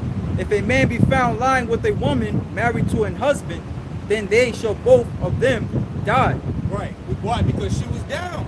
She was DTF. Down the fuck. You know? Go ahead. Both the man that lay with the woman and the woman, so shalt thou put away evil from Israel. Because that's evil. You know? Here it is, you the Lord. Yo, the Lord's chosen people, man. You the Lord's chosen people, and you want to lay down with the heathen. You know, that's filthy, man. That's evil. That's why 2/3 of our people are going to be destroyed, man. Go ahead. If a damsel that is a virgin be betrothed unto a husband, and a man find her in the city and lie with her, then ye shall bring them both out unto the gate of that city, and ye shall stone them with stones that they die. Right. The damsel, because she cried not, being in the city, and the man, because he have humbled his neighbor's wife. Right. Because she cried not. You know? That's also what makes the wise virgin. You know, they're not fucked by the philosophy of the Yeah. One time, I think it was a couple of years ago, I saw a clip. Some woman was trying to get our word in Central Park, and like they caught the whole thing on audio. And she, yo, you hear the audio? It was just like scuffling, and she was like, no, nigga, not today. And she was fucking him up and everything like that. That's how you gotta be, man. Yo, if you don't want it, man, you gotta fight, man. You gotta fight, you gotta cry out, scream, scratch, claw, go for the eyes, kick me in the dick, everything, man. Get off me, like I don't want it. Because these guys, creepy Cuomo and shit like that, you tell them no, they don't know, they don't understand that shit, man. No means yes. You tell a creep like Cuomo no, he's like, oh, well, no must mean yes, you know, somehow. Because what? Even though you don't want to do it, we're gonna somehow force you to do it anyway, man. You know? That's our word tactics right there, man. You know, false prophets like Yohanan trying to pimp us off. Right. Pimp us off to the heathen. Right. Go ahead, Doc. It says, so shalt thou put away evil from among you. But if a man find a betrothed damsel in the field, and the man force her and lie with her, then the man only that lie with her shall die. Yeah. But unto the damsel thou shalt do nothing. There is in the damsel no sin worthy of death. Hey, real quick, now say this is actually carnal. Okay, but brothers are also going back to the point of spiritual too. So brothers are tying both in. And this right here, what the brothers reading, I just started off to say too, and this is here is laws. This is a law. This is a way where how you judge a person that's a woman that's taken by force from a man. Right. But here you got that is here we're teaching rape. How we're teaching rape. Right. And we're not promoting it. We're not telling men to. So that's not teaching it. What we're doing is teaching correction. We're teaching what the scriptures say. And we're using it for spiritual purposes. Whenever, how the hell can Israelite camps, how can hell these other different Israelite camps that say that shit about us, how could you say that we're teaching? Well, go ahead. This is the thing though, right? It's not what brother's talking about, man. How can you right now in this day and age, man, correlate what we just read out the scriptures to just saying that, man? You know what I'm saying? To just saying that we're raping, man. You know what I'm saying? When it's the law. It's the law on if a man does it, man. So that does not necessarily mean that somebody's doing it though. So how do you correlate that? And this is how you know these guys are small in the scriptures and they're carnal. You know what I'm saying? And they got their emotional guys because they're still a part of this world. They think how the Western mentality thinks. Yeah. How do you explain this? It's written here. So when somebody come to ask you, all right, because we're supposed to be apt to teach. Somebody asks us of the gospel, we're supposed to be able able to tell them what it is, what it means. You know, they're looking to be taught. They're asking a sincere question. They may come up and they say, well, what does Deuteronomy 22:22 down to 26 mean? Break it down to them. Right, exactly. So then you turn around and go, oh, you taught me that I should. That don't make sense, man. And it's coming out of Crazy, the law. man. It's coming out A of bunch of hypocrites. Most are going to deal with every last one of y'all that's bearing false witness. Go ahead. Hey, the scriptures tell us that all everything in this Bible is used is profitable for doctrine. Right. You know, in this case, we're using it as an example spiritually. We're, brothers is going in on the carnal, but we're taking it spiritual to the point where we're the Most High's woman, and Esau wants to take us away from our spiritual husband, which is Yahweh Shem Shai, man. Hey, they forgetting the people that Israelite camps that say that, like the brother said, he said y'all small in the scriptures. They're not knowing the scriptures. Because we are the true gods, right? We are the gods going back to Genesis 1:1, which are lowercase g, which when you look it up, it say Elohim, all right? In the Hebrew, it say Elohim, but in the Hebrew it's Elohim. And when you go into that, in the blue letter, strong concordance, it says divine ones. It says judges. We're the true judges of the earth, man. So how do you judge? How do you judge situations when there's so many different situations that can happen? If you're a judge of the earth, and you can judge, okay, what about this situation? How do you handle it? We have the instructions. Same thing with his son. He's a rebellious son. And they don't get the point of this is how rebellious that they are, even though these guys that know the truth, man. It's because we're reading the judgment on such a case, man. It's not like we're saying go ahead and do what you will. We're reading the judgment on it, man. So how do you correlate that and just saying that somebody just doing whatever they want to do, man? We're reading the judgment, man, which is the point of us bringing it out in the first place, man. This is how we know these guys are a bunch of parrots, man. You know what I'm saying? So when you have people saying it, though, it's because they heard it. And you just being a parrot, just mimicking it. How people are trained to mimic the parrots, man. Hey, real quick, it's all about discernment, man. Everything is written in the book so that we can use it and be spiritually discerned, man. All right? 1 Corinthians 6 and 12, all things are lawful unto me, but all things are not expedient. All things are lawful for me, but I will not be brought under any power of any. Why? Because what? Things change with the times. Okay? Things that were, we're in Western civilization, man. All right? It's 2021. Okay? We can't be acting like it's a time when this thing, when the Bible was written 2,000 years ago, to be acting exactly how things were handled in that day. All right? You'd be put under the jail. You gotta be smart. It's a lot. There's a quote from French Montana on that song, Ball Drop with Fabulous. He said in the beginning, he said when the hate don't work, they start telling lies. So That's what it is. that's what it is. I got some definition of the word of a normie, man. Because these people are pretty much fulfill the definition of the word normal. It says nothing but a clown. It says a person gravitating to social standards, accepted practices, and fads of their own time. Oh, that goes into the word curse. When you go into the the Bible dictionary, it even tells you that it differs from that of the Western understanding of it. Right. Exactly. Hey, are you guys seeing? UBK? They're conforming to social standards, man. They're going to tell you to go take the punch, man. He's saying it without no sound of a doubt. Very nonchalant to saying it. Don't listen to he's talking about some conspiracy, trying to the theories and where you get these words from? You sound just like these guys, these new made up terms that are coming out, man. Right? Newly created words, conjunction words that they're bringing out, man. Yeah, and to go against the conspiracy, you're going against the scriptures. The scriptures speak about the conspiracy. Like the analogy the brother's making about, this is what's going to keep us as the wise virgins, is that it's through trimming our lamps, which is to be wise to all these things, these attacks that are going to come. So obviously, if you have a false prophet, a false shepherd, he's not going to see, he's not going to be able to warn you about this wolf that's coming because he's a false shepherd. Right. He took a bag, he's been paid off. Exactly. It says a person gravitating to social standards, accepted practices, and fads of their own time and geographic grouping without broader cultural perspectives from which they draw. See, so they only want to hear about what's going on here in America, man. They don't understand that there's a lot of other countries out there with a lot of different laws, man. But they only think that their laws reign supreme. So guess what, man? When you just want to go with the times of today, you got the scriptures of old, man.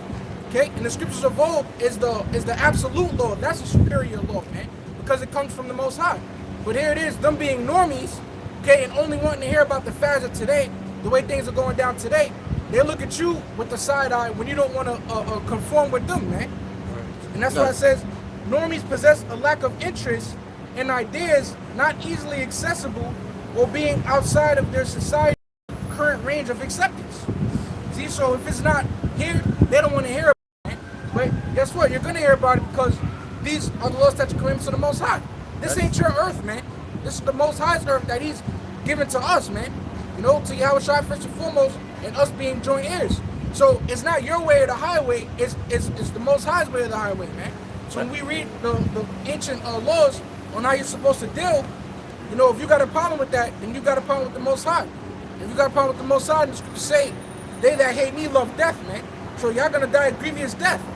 And really, y'all follow the devil, man, the so-called white man. Y'all rather do his ways than the ways of the Lord. That's why when I brought up 1 John 3:18, it says your love, you show love by your actions, man. So when you turn your face sideways, man, to these scriptures, because you rather agree with how the so-called white man runs things, you're making him your father, man. And guess what? He's about to get fucked up by the Lord for being wicked. Don't you see what he's trying to do to the whole planet Earth? So guess who's gonna get fucked up right along with him? You damn I got a quick one. So chapter 34, verse 8, the law shall be found perfect without lies, and wisdom is perfection to a faithful mouth. No? I got a conspiracy right here.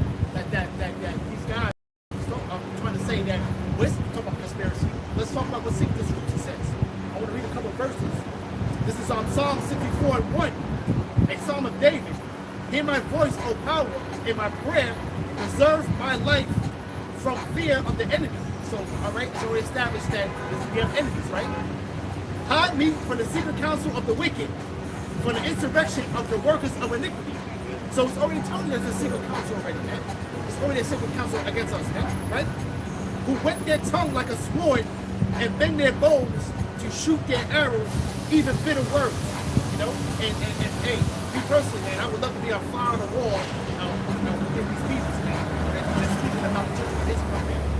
Hey, what's the latest arrow, man? Right now in the news, in the media, they're blaming everything on people that's not getting down with it. And statistics came out that only like 28% of Jake, 28% of Judah, so-called black man, got down with that, man. Right. So now, what's the latest arrow? Oh, these guys, everything's gonna be Negroes, Latinos, and Native Americans' fault, no matter what happens on the news. And that's what they do. They constantly throw things and see what sticks, man. And they use that word disproportionately. That's their favorite word. Right. Disproportionate. Yeah. You know what I'm saying? And his numbers, he's always throwing numbers out there, numbers and statistics and all that. That's all that's crap at the end of the day. But Jake is late to doing everything. You know what I'm saying? So you people, the hell with you people being offended by that. You know what I'm saying? Jake be late for his goddamn food, man. Jake, last minute you don't see peak time with everything. That's why this devil Bobo got to put the squeeze play on the city thing. Okay? So Jake to do what they gotta do. Those fucking niggas out here getting toys and goodies and shit. Everybody got a car and shit. You know what I'm saying? Jake doing good right now. So it's all the setup. It's all leading to the setup now. Now it's gonna put you in the position of it all being taken away. But get me if you take the punch. That's right. You know what I'm saying? That's how it's gonna go down. That's how it's gonna go down. And Jake now, they feel like now they're gonna consider, because why? Because they feel like they have something to lose. They're nothing to lose. You know what I'm saying? When you can't really win against somebody that has nothing to lose. So now you have something to lose. He can conform to what he wants. But real quick, it says, is the point that they may shoot in secret at the perfect. Suddenly do they shoot at him and fear not. And they're doing this right now. They're shooting now and they're not fearing. You know what I'm saying? Knowing that it's going to be to their own demise, though, man. But they got to try any goddamn way, man. Because they're the damn devil, man. Right now, like I said, this is Psalms chapter 10, verse 7. His mouth is full of cursing and deceit and fraud. Under his tongue is mischief and vanity. He sitteth in the lurking places of the villages, in the secret places doeth he murder the innocent. His eyes are privily set against the poor.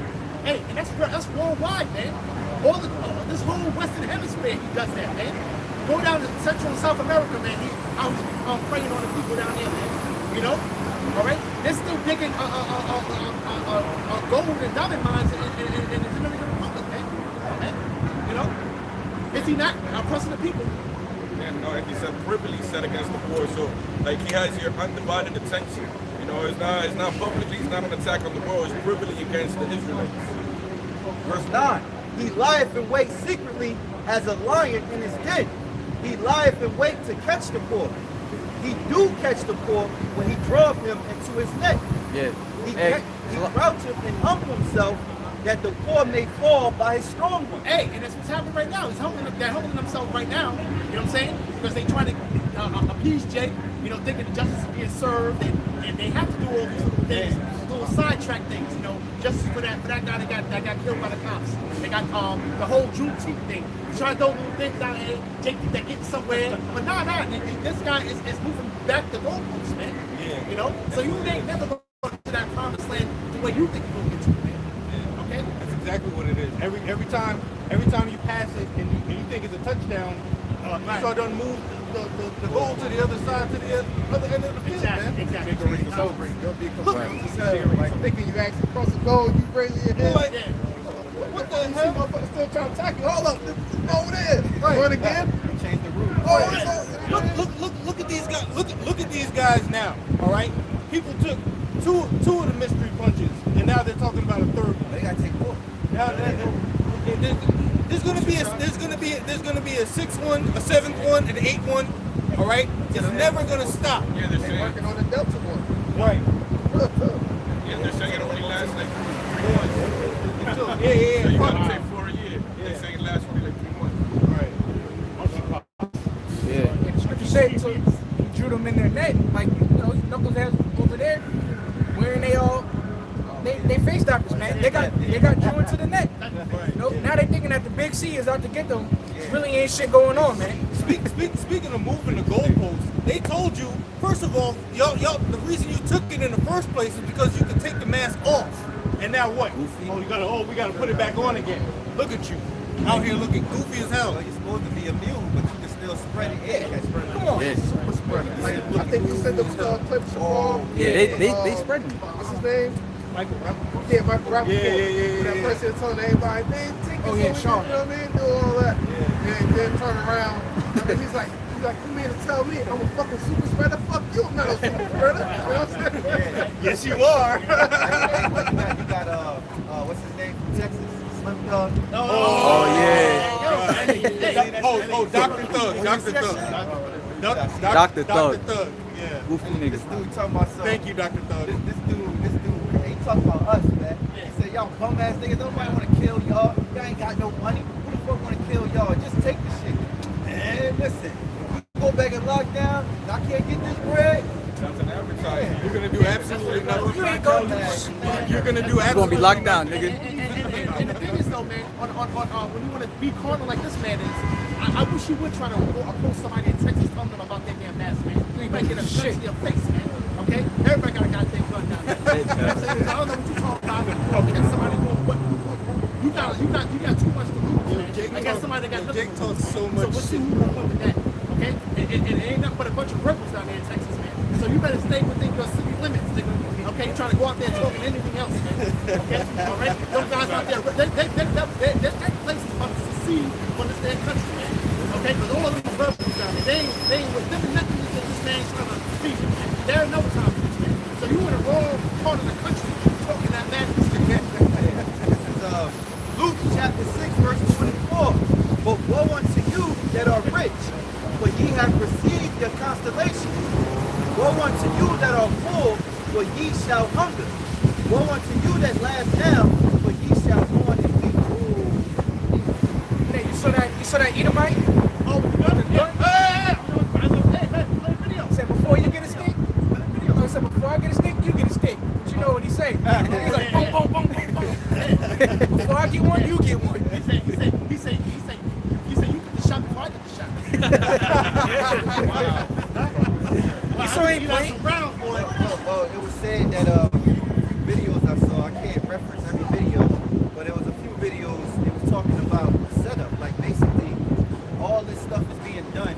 A lot of it is really to ignite, division. And I think the guy, you know who said this? Mike Adams. From the Rethinking? Yeah. Him. Oh no, it's Lockett. It was I think it was him. I thought it was Lockett. But he was on with Alex Jones and shit. Yeah. But Okay, you know what it is too, man. A lot of them said that This is why the white supremacists are going to make you a project list, man. Because those guys, they know what time it is, man, and they're ready. They're armed to the teeth, man, and they're trying to demonize them. The whole thing with the whole coup attempt with Trump and everything else. All of those guys is down with that type of Edomite, man. You know what I'm saying? And the government knows that. They got to get these guys out the way, okay? So that's where that battle's going to come down to that whole civil war, man. Okay? Because you ain't talking about nothing with no man that's sitting on acres of land and arms to the teeth, man. What you going to do about that, man? You know what I'm saying? What are you going to do about these militias that's coming up against the government? Okay? Not really come up against the government, though, but they're going to protect what the government is, man. You know? They're not bowing down, man. That's essentially what we're saying, man. They ain't bowing down, man. And Esau ain't got an easy time with that, man.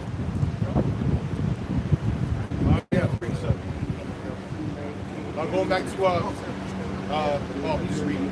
In Psalms 35 and 19, let not them that are my enemies wrongfully rejoice over me, neither let them wait with the eye that hate me without a cause. For they speak not peace, but they devise deceitful matters against them that are quiet in the land. Yea, they open their mouth wide against me and say, aha, aha, our eye have seen it. Let's get down to verse 26. Let them be ashamed and brought to confusion together that rejoice at mine hurt. Let them be clothed with shame and dishonor that magnify themselves against me. Let them shout for joy and be glad that I favor my righteous cause. Yea, let them say continually, let the Lord be magnified, which have pleasure in the prosperity of his servant. Hey, real quick though, let's say, this man has a bag of tricks, man, and he's starting to bring out the bag of tricks right now, man. That's essentially what he's doing right now, man. He's bringing out his little bag of tricks now. Now, what's escaping the people now is that he's going to have to cause an event, man, okay, to get these people to have to run to the government and get ask for protection, man, and they're going to tighten that grip even more, okay? So they're going to have some event coming down the pipeline, man. That's for sure, man. The word out to their people. And they don't want to fucking listen, so they're going to be caught with shame. It says what? Let them be ashamed and brought to confusion together. Look where we're at. Everybody got masks on, garbage bags on their faces. Going to take that jab, and it's going to lead to what? To a sword destruction. You got the hardest 2/3 of my job, they the ones, they got their masks on all day, man. The hardest ones that was all big and bad and hard, that face all day. Hey, you got I even forget what their face looked like. They have it on so they don't take it off for nothing. got a hole in it to eat. Yo, man, you go to the gym, it's always the biggest muscle down one. They got Got a hole in it. Grilling you because you don't got yours on. I got some. Well, going back to what you're saying about Texas, second net, well, it's going to come from all over the place, man. So second net is 15 and 15. For the sword in their destruction draweth nigh, and one people shall stand up to fight against another, and swords in their hands. Yeah, and that's what you got nowadays too. You got like that dude Dabu, which shows you I don't know, that dude might be paid off. The reason why I say that is because here it is. You telling people to you see what's going on over there in France and all these places, but you telling the Americans to fight, fight for your rights and protest and shit like that. Like that's what the fuck is that gonna do? On it to the precept, yeah. Trying to surge up an insurrection. Yeah, what the fuck is that gonna do? What's funny is that speaking of Texas, that scripture the brother's reading right there, shows that division, the first one, which This takes place in Texas. That's It's gonna be Like like how they say it, Texas got more guns than the army. You know, that's a saying. Hey, just want to make a point. The brother Gunn was telling me about the movie Bushwick and how we talking about Texas. It's true. Those same people in that movie Bushwick, the mercenaries that went in that chick's apartment, those mercenaries came from Texas. So they're gonna be rebelling. So yeah, that's crazy. it says verse 16, for there shall be sedition among men and invading one another. Hey, the movie, the TV show Black Summer, you know, everybody's going see that's going to be a constant on the run, you know, type of thing. You ain't going to really be able to just sit in one spot. You know, even in Black Summer, they thought you could just camp out, but another bigger gang might come and overtake you, and then those pestilence-filled people might come in and run you out. It's gonna get crazy out here, man. Yeah. Black Summer and Walking Dead. I mean, the zombies, they were something to be feared of, but more dangerous than the zombies was other human beings. You know, like other people. You know, that's why it was rarely like you have to be in a situation to like trust somebody, like beating somebody, like straight up, like you coming this way, I'm coming this way. You know, it's gonna be weary. You know, and that goes in that scripture: the love of many shall wax cold, man. And I think that's the most like No, no, it's subliminal to that. How the opening scene to like one of the first episodes. I think it was the first episode of that Black Summer. It was a beautiful little suburban area, very nice neighborhood, clean, a beautiful sunny day, and all hell was breaking loose. So it's the same thing. It's like, you know, you could think that it's this picture perfect society, but that's all an illusion. You know, when it comes down to it, this place has blood on its hands and it must pay. So it's going to reap what it sows. It's just a law of the Heavenly Father. So these people have sown rape, robbery, and murder. That's what they're going to reap. Right? Yeah. So that's why it says, for there shall be sedition among men and invading one another, and it's gonna be so bad they're gonna book it down to FEMA, just like in Black Summer, to try and get in the arms of Esau. You're gonna have all his tactical gear on, man. But really, you going. That's the last place you want to be. right. You know, is in the arms of Esau, man. Unless you want to go for elect, Yahweh Shemashah gonna give you the spirit to be able to deal with that anyway, man. But it's gonna be so bad that they're gonna try and run down to these camps, man. So then there's football stadiums, basketball stadiums, man, gymnasiums, man, they're damn Walmarts. Esau's gonna set up shop, man. He's gonna be waiting for you with that RFID chip. Otherwise, you got to take your chances out by yourselves, man. That's why we telling you, get right with Yahweh Shemashah, because he's gonna be able to protect us in these times to come. That's why it says, a man of the Lord shall be as fine gold, man. Because if you're a woman and you happen to run across a man of the Lord, if it's the spirit of Yahweh Shemashah, you decent, then Yahweh Shemashah have you get with him, man. And then you'll be able to have a safe umbrella through the spirit of the Lord. And that's a prophecy right there. What the brother's talking about when these sheep who run to the MetLife Stadium, or they run to the schools or the Walmarts, because that the scriptures say, woe unto them that go to Egypt for help, go down to Egypt for help, trusting in them because they are many, because Esau looked like he got it together, he has a sanctuary for you. You're gonna run right into the slaughterhouse, like sheep to the slaughter. Yeah, that's the spirit. This dude, I just learned this week that you know, in the MetLife Stadium, like from the American Dream over to the MetLife Stadium, they got that bridge. Oh. I just learned they call that shit the cattle bridge. Wow. Yeah, they call that shit the cattle bridge. Yeah, they're like, whoop. Uh-huh. That's what they from right? That flood came, you know? First one called for FEMA, where FEMA at. Wow. Not that yet. Well, let me finish this up real quick about the shop. We got the next. It says, and they shall not regard their kings nor princes, and the course of their actions shall stand in their power. Yeah, meaning they're gonna do whatever they see fit to do. You can send Oprah Winfrey on that motherfucker. Ain't nobody's gonna listen. Okay?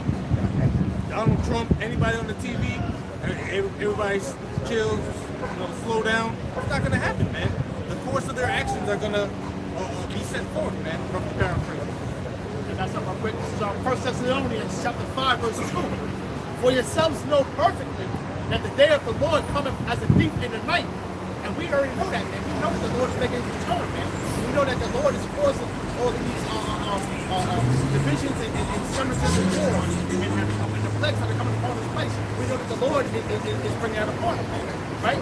It says, for when they shall say peace and safety, then sudden destruction cometh upon them, and travail upon a woman with child, and they shall not escape. You know? So when these people say peace and safety, sudden destruction is going to come upon 18. Woe unto you that desire the day of the Lord. To what end is it for you? Hey, that's for you great two stringers, man. You know, they didn't talk about that, man. You know, the book is really supposed to be a never-ending story, and they got these little slogans that they say, you know, concerning Christianity. You know what I'm saying? Like, you know, the stories when it's like, what's the end game? What's really the end game when you talk about Christianity? Are you really talking about salvation? Are you really talking about when you talk about your second, right? So what? Is it game over? Game over. So you look, I mean, what's going on here? You know? So it says, woe unto you that desire the day of the Lord. To what end is it for you? Yeah, what end is it for you? You know, you break through triggers that talk about, you know, oh Lord, and just all this other stuff, but what's in it for you? Because you're not practicing the ways of Yahweh Bashin Abishai. That's right, man. You're not doing that. You're doing everything that's adverse to the scriptures, man. So what is your judgment going to be in that time, man, when the Lord makes his visitation, man? You know? The day of the Lord is darkness and not light. As if a man did flee from a lion, a bear met him and went into the house. It said a lion, right? So an Apostle Bar always teaches you gotta really imagine scriptures, man. You know, coming across a lion ain't no fucking joke, man. And when a lion is about to devour you, first off, he likes to lick you, man. You know, just imagine this is gonna happen to these 2/3. You know, a lion likes to lick your stomach, man. Whatever, make it real soft before they dig into you, man. So that's pure agony and torture, man. You know, he's gonna lick that spot to where it's nice and tender for him. Then he's gonna rip their insides out, bro. Sounds like the jab. The lick probably hurts, man. That's probably tired licking, man. That shit ain't hurt, man. But it said you escaped. But it said you escaping though, right? Then it says you met a bear. Yo, a fucking bear, man. Depending on the time of the year, if a bear runs into you, they'll literally grab you up and drag you back to their den, and they'll snack on you all winter, man. So you'd rather just run into a lion, because at least it's gonna be quicker. A bear gonna snack on you throughout the whole winter. They found a guy like that, man. He was on the news and he happened to escape. And he was like, he was all jacked up, man. And he was like, yeah, the bear had me. I don't know how long I was in there for. He was just eating on me, waking up a little bit, man. See? So these are the horrific times that's coming to these people, man. Then it said a snake bit you when you finally think you're getting rest, getting away from all this agony and torture. It said a snake bit you, man. Right. And you know how bad you can fade out, how big your leg can swell up, man. You walking, it feels like you got stabbing pain, man. This is how the Lord is coming to you niggas, man. You think the Lord is playing with y'all, man. Hey, so all you niggas like Slim Thug talking shit, man. You better worry about Yahweh Shema Shai. He's the king of terrorists, man. You know, you're not tough, man. None of you people is tough. Only Yahweh Shema Shai is, man. You ain't Yahweh Shema Shai. Fuck you, man. Nobody's scared of you, man. Lord's gonna tear your asses up out here, man. Hey, you know, with some duck, man, you're gonna have them guys that you've been hanging around and homies. They're gonna be running up on your crib, man. And take what you got, man. Okay, all right. You know, they're gonna come take what you got, man. They're gonna say this whole thing, man. They're gonna lock it down. And you ain't got no show money, man. No show money. That's how they survive. A lot of the artists survive off of the shows, so the money goes directly into their pocket, and they pay out the security or whatever else. You know what happened there with the black money. That's what they got. So money not even enough. Hey, man, you ain't relevant anyway, man. Last time you were Mike Jones, man. This something, Mike Jones getting money. Huh? Yeah, you ain't seen me, but you know, I haven't seen, you know what I'm saying? Yeah, they always say that. Oh, yeah. You know? Yeah, I mean, underground doing what, man? Hey, it's just to laugh back what the brother said, how we're not tough. You know, the scriptures say that the word was sent forth as sheep in the midst of wolves. So sheep can't get tough in the midst of wolves. That's why the only thing we have is these scriptures, and we're putting on the full armor, how the brother was going into earlier, putting on, you know, the full armor of the Lord, which is scriptural, you know. You have ISPK telling you think that you gotta stock up on arms and shit, really get vests. No, it's putting on this word, and that spirit is what's gonna protect you as the little lamb that you are out here. Hey, I might, real quick, that might be a lesson for later, going into what are you saved for? You have people say I'm saved, but like going into, you know, the scripture, what do you saved for? You saved for that lion? You saved for the bed? What do you saved for, man? You saved for, you know? Yo, even the scriptures it says that a man shall seek to find death and can't find it. So you get your fucking guts taken out by some damn bear, you die slow. That's a horrific death, man. Plus, you know how the scriptures get down, man. They could also be metaphorical. You know, you got the lion can represent race wars. That's true too. The bear can represent hunger Famine, and famine. yeah. Absolutely does. And you overcome it, and then you get it, and you know what that serpent is ultimately that's thermonuclear destruction, man. You know when it tells you when a Fiery flying when serpent. when a missile gets launched in the air, it gives you that little snake tail, man. You know that could be that serpent too, man. You know Well, that goes- these scriptures go. There's plenty of ways where the Lord can deal with your ass, man. It goes in. I think it says in Job where it says you should flee from the bow of steel and the iron. I forgot how it go, but you. Oh Yeah. Yeah, you flee from the iron weapon and the bow of steel strike you through. Yeah. You know, it's like business coming out that side, man. You know, it's gonna go ill, and it says it shall go ill in his tabernacle, man. And I talk about Esau evil. And here it is, like King David said, well, they were singing, Saul slayed his thousands, King David his 10,000s. But then King David said, if it was not for the Lord who was on my side, I would have been swallowed up. So even King David know that he could have got God at any moment if it wasn't for the Lord. So I really don't know what's wrong with you niggas, man, thinking that, you know, you that dude, man. Look out there in Chicago, man. People, they getting shot like every day out there, man. Big names, rappers and all that stuff, got all that money, but they still getting popped, man. Yeah, I got it, Con. Job 20 and 22. In the fullness of his sufficiency, he shall be in straits. Every hand of the wicked shall come upon him. When he is about to fill his belly, the Most High cast the fury of his wrath upon him, and shall rain it upon him while he is eating. He shall flee from the iron weapon. That's the scripture. Yeah, he shall flee from the iron weapon, and the bow of steel shall strike him through. Yep. It is drawn and cometh out of the body, yea, the glittering sword cometh out of his gall, terrors are upon him. And that's talking about that thermonuclear destruction, man. Thermonuclear weapons are in the Bible, man. Hey, and when you think you got it all figured out and set up on the domestic side, your foreign policy sucks, man. So that whole nations are gonna start coming up against you. You know what I'm saying? The people that are the laborers of this country, okay, they're gonna come up against you. You know what I'm saying? So you're gonna have terrorism on every side, man. Yeah. Ron Paul actually coined the term. It's called blowback. You know, your foreign policy, the way that you treat these other nations, is eventually going to come back on you if you're not making the right moves, man. This devil doesn't understand that because he's proud. Right. He thinks that he can just continue to have his way and to step on everybody all over the world and act like they ain't going to do nothing about it. It's like having the big bully. The bully goes around in high school, he pumps people around, and then finally, one kid, he gets tired of that shit. And he's like, yo, I'm like, I don't want to get picked. I don't want to get picked on by this fucking asshole anymore, man.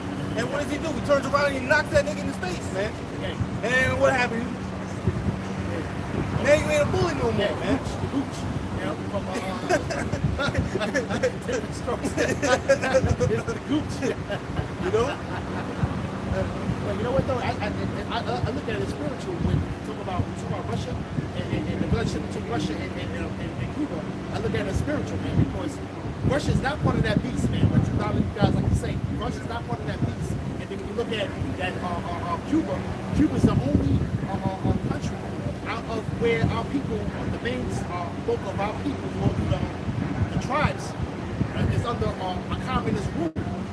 You know what I'm saying? So they have a bond, and Russia has a strong foothold in Cuba, man. They have installations set up there as we speak, man. I look at the spiritual. That's spiritual, man. One more quick spiritual thing about Cuba too. How they got the mandatory draft. When you turn 18, you gotta sign up for the military. And you had a bunch of them crying and shit. But that shows you that Manasseh is one of the warrior tribes, man. One of the 3 warrior tribes.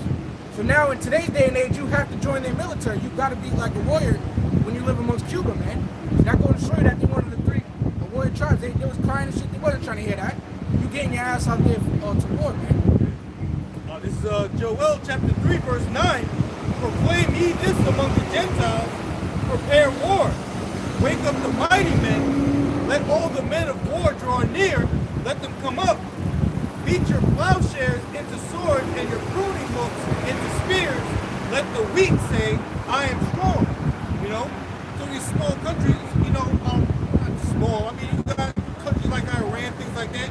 20 20 years ago, they weren't stepping up to America, but now they're like ready for war with the United States, no problem, man.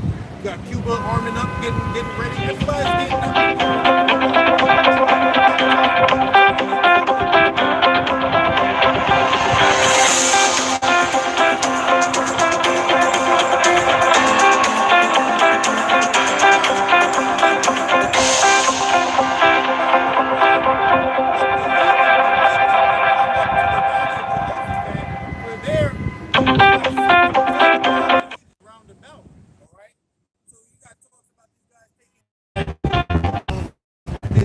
the major resource for oil, all right, which powers this entire country. They're trying to get away from it, but right now, the petroleum oil runs the world, man. And y'all only reason y'all over there is to get hold of those resources like you always do. All right? So you can say whatever you want to say on TV, but you ain't leaving that region, man. The Lord wants you there, all right, for your destruction, man. That's the Lord's chessboard, man. That's right. Without Jehoshaphat, man, that little beauty future, man. That's the Lord's chessboard, man. And all you need are going to be called upon that place, okay? And you're going to be judged there, man. You know? Most High say, like, meet me outside. Type shit, you know? Get pretty much said, all the heathens meet me here. Yeah, you know? Right. Yeah, and these like they got American machinery over there, man. Fracking all their oil out of there. You know, they invested over there, man. Just a straight nigga, man. Yeah. It says, verse 13, put ye in the sickle, for the harvest is ripe. What is a sickle? A sickle, you ever seen the image of a grim reaper? That's a mean instrument, man. It's an instrument of death. All right? Put ye in the sickle, for the harvest is ripe. Come get you down. Let the press is full, for the harvest is ripe. Come get you down. Let the press is full. The fats overflow, for their wickedness is great. Talking about you Edomites, man. All right? Multitudes in the valley of decision, for the day of the Lord is near in the valley of decision, man. All right? So it's near, man. You know?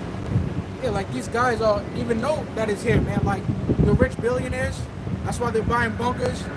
So you average six-pack Joe Edomites and even the 2/3 simps of all people, they have like no clue what's going on, man. Think life is just about flexing on social media, you know, thinking that you cool and shit. You have no clue what's coming your way. That's why Elon Musk, right, think he wants to go to Mars, man. He literally said it himself.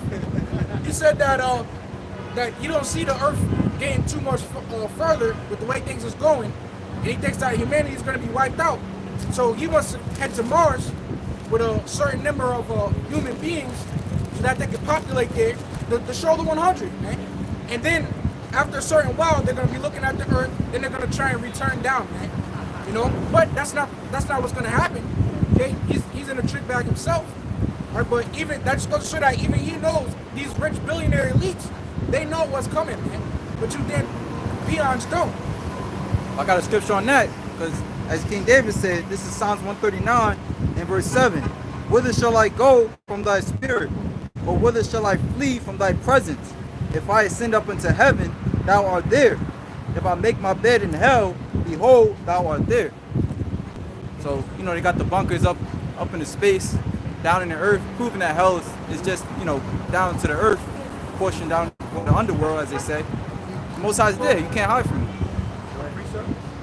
Revelation 18:5. For her sins have reached unto heaven, and the Most High hath remembered her iniquities.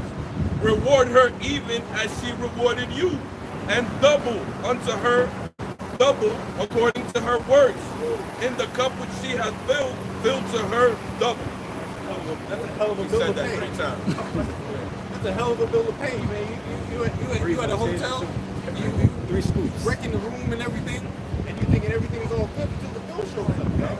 You gotta pay that, man. 1,000 years a slave. Talk about hyperinflation.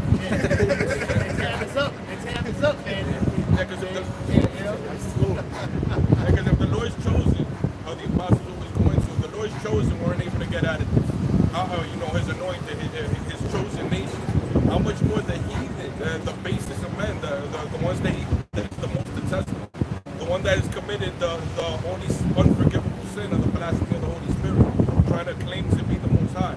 What do you think is going to happen to them? Double. You know? real quick slide. You said how much more to these heathen? Wisdom of Solomon, chapter 12, verse 22. Therefore, whereas thou dost chasten us, thou scourgest our enemies 1,000 times more. That's scary. That's I got one to land back off you. You're talking about those people getting those underground bunkers. It's Jeremiah 16:16. Behold, I will send for many fishers, saith the Lord, and they shall fish them. And after will I send for many hunters, and they shall hunt them from every mountain and every hill, and out of the holes of the rocks. For mine eyes are upon all their ways. They are not hid from my face, neither is their iniquity hid from mine eyes. And that proves that we're gonna have spiritual powers too. Right. Because how are we gonna hunt the homeless people out of their holes? We don't know where they at. We don't know where these bunkers are at, man. We're gonna have to have some X-ray vision where we up here, we laughing. Look at these niggas down here, man. You know, that's where that spiritual power comes in, man. What about how they're all bunkered up in their bunkers? You know, as soon as you open the door, there's gonna be a wall full of gunfire. How are we gonna go in there and we're gonna get them? We're gonna be bulletproof. Apostle Akar, you said, man, when Yahweh Shai comes through and he reigns on his earth again, man, and we're gonna hunt for you. You're gonna be in those underground bunkers. We're gonna tear all that shit open and weep on your ass, man. Oh, Open that shit like a damn Like tuna white can, man. man. They'd be like mesquite. For us to hunt the hunters, we're gonna need a divine force. Go get that signal, get that goat. And a lot of them are spending so much money on living in a lot of luxury down there, man. I don't even think they're even thinking about, they just think that maybe security, maybe a little firearm or something. I don't think they ain't up to the teeth like that. I just think that they just, I'm saying, these are the ones that's behind the scenes, Right, nobody knows. Man. Is this the man? That guy, you know what I'm saying? But they're going to be put in the pit, man. I got something real quick. This is Jeremiah 51 and 19. The portion of Jacob is not like them, for he is the form of all things, and Israel is the rod of his inheritance. Yahweh of hosts is his name. Thou art my battle axe and weapons of war. For with thee will I break in pieces the nations, and with thee will I destroy kingdoms. With thee will I break in pieces the horse and his rider. And I just thought about this scripture right here, this right here. I want to read this in the other versions. Hey, it's like that movie Brightburn. Remember at the end when they showed them taking over the different places in the world and shit like that? Hey, Jeremiah 15:20. And with thee will I break in pieces the horse and his rider, and with thee will I break in pieces the chariot and his rider. With thee also will I break in pieces man and woman, and with thee will I break in pieces old and young, and with thee will I break in pieces young man and the maid. I will also break in pieces with thee the shepherd and his flock, and with thee will I break in pieces the husbandman and his yoke of oxen, and with thee will I break in pieces captains and rulers. And like it just real quick, the thing that it's talking about is that Jeremiah 16 and 16, those hunters are going to be given that power to become a threshing instrument, because it says that the Lord's going to take down Edom by the hand of his people Israel, and these are the elect that it's talking about that are going to be bestowed that power. Verse 24, and I will render unto Babylon and to all the inhabitants of Chaldea all their evil that they have done in Zion in your sight, saith Yahweh. So this is basically a recompense, man. Right? Time to pay up, man. That's where you got movies like X-Men. X meaning, unknown, crossed out, or the true X-Men, the elect. They're the unknown, they're the hidden ones, right? So when the Most High puts that spirit in them, to set that standard and ready to whoop Esau's ass, and time after time again, you see that the Lord is with the underdog, he's with the few. So when they try to really move on these few, the Most High is going to raise that standard. That's unfortunate. I'm taking this on This is Jeremiah 51 and 19. The portion of Jacob is not like them, for he is the form of all things. And Israel is the rod of his inheritance. Yahweh of hosts is his name. It says, thou art my battle axe and weapons of war. Oh, you want to say On fire. Lord trying to let you know, man. Say it twice. Now are my battle axe and weapons of war. For with thee I will break in pieces the nations, and with thee I will destroy kingdoms. Hey, and think about that though. We can't do that in this flesh. You know, you can't destroy kingdoms. Can't run the destroy clock. nations and kingdoms in this weak flesh, man. We go for a full-on sprint, man. We barely make it 2 blocks, man. Don't trip. No, let me check. I ain't running no more after that trip. But the point is that we're going to be changed, man. Exactly. So, hey, take that feeble flesh. Real quick, if I can read this, Zechariah chapter 12, verse 8. In that day shall the Lord defend the inhabitants of Jerusalem, and he that is feeble among them, this weak, carnal flesh that we're in, susceptible to disease, you get sick, you know, things like that, infirmities or whatsoever, you get old, right? And he that is feeble among them at that day shall be as David, and the house of David shall be as the Most High, and the angel of the Lord before them. So we're going to be as David. We're going to be as David. I mean, brothers told me before, Saul King killed thousands, King David killed 10,000, man. You know? When King Saul asked him to bring, what was it, like, how many foreskin of the Philistines? David doubled that, man. You know? But you know, the Lord's going to transform us into that sort of power, man. King David had spiritual powers, man. And able to move his feet like hinds feet, climb up mountains, so on, man. You know, climb up mountains like a goat. Over there, you know? Pretty much. over there by that water. What's going on, huh? GMS.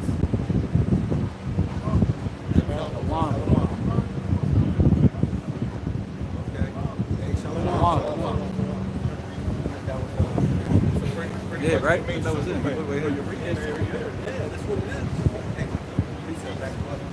Psalms 18 and 30. As for the Most High, his way is perfect. The word of the Lord is tried. He is a bungler to all those that trust in him. For who is the Most High, save Yahweh? Or who is the rock, save our power? Now it said that he's a buckler to those that trust in him, meaning you gotta have faith. All right, you ain't gonna be sitting here not believing in what's written in this Bible and expect to get superpowers like what you see on X-Men, man. You have to have faith first and foremost, and then the Lord is gonna be that shield and that buckler for you. Go ahead. It says, it is the Most High who girdeth me with strength, Right. and maketh my way perfect. Yeah, see, that's the problem with Esau. that's why he's gonna get taken. Well, he's gonna get taken down because he's not chosen. But he believes that he did all this stuff by himself. He thinks that he came up with everything, all his technology. He came up with all his weaponry by himself. He didn't give no credit to Yahweh Shai. Here it is, King David is saying it's the Lord's strength that was put on me. He's the one that was able to take down all these different armies and rule all over the region and be this powerful king. And he's not taking the credit. He's giving all praise to Yahweh Shai. You know? It says, verse 33, he maketh my feet like hinds feet. Yeah. He setteth me upon the high places. Yeah, those hind feet, man. And you gotta watch that. You gotta watch that National Geographic, man. If you ever seen a mountain goat run up and down a mountain, it's the most amazing shit you ever saw in your entire life. Okay, it's like damn near a steep wall like this, and the damn goat finds a way to latch on it and climb up that jump. Actually, there was a dam.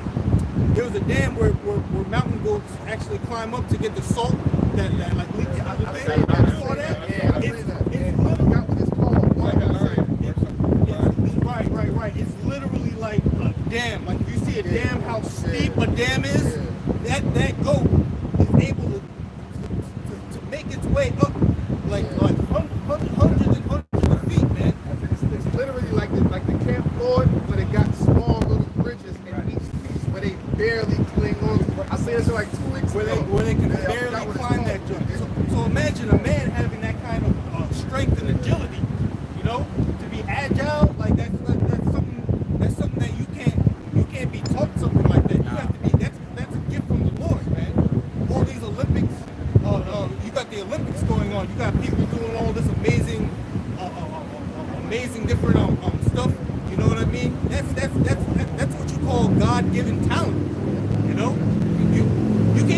untalented and then, you know, go practice and do, it has to be given to you, man.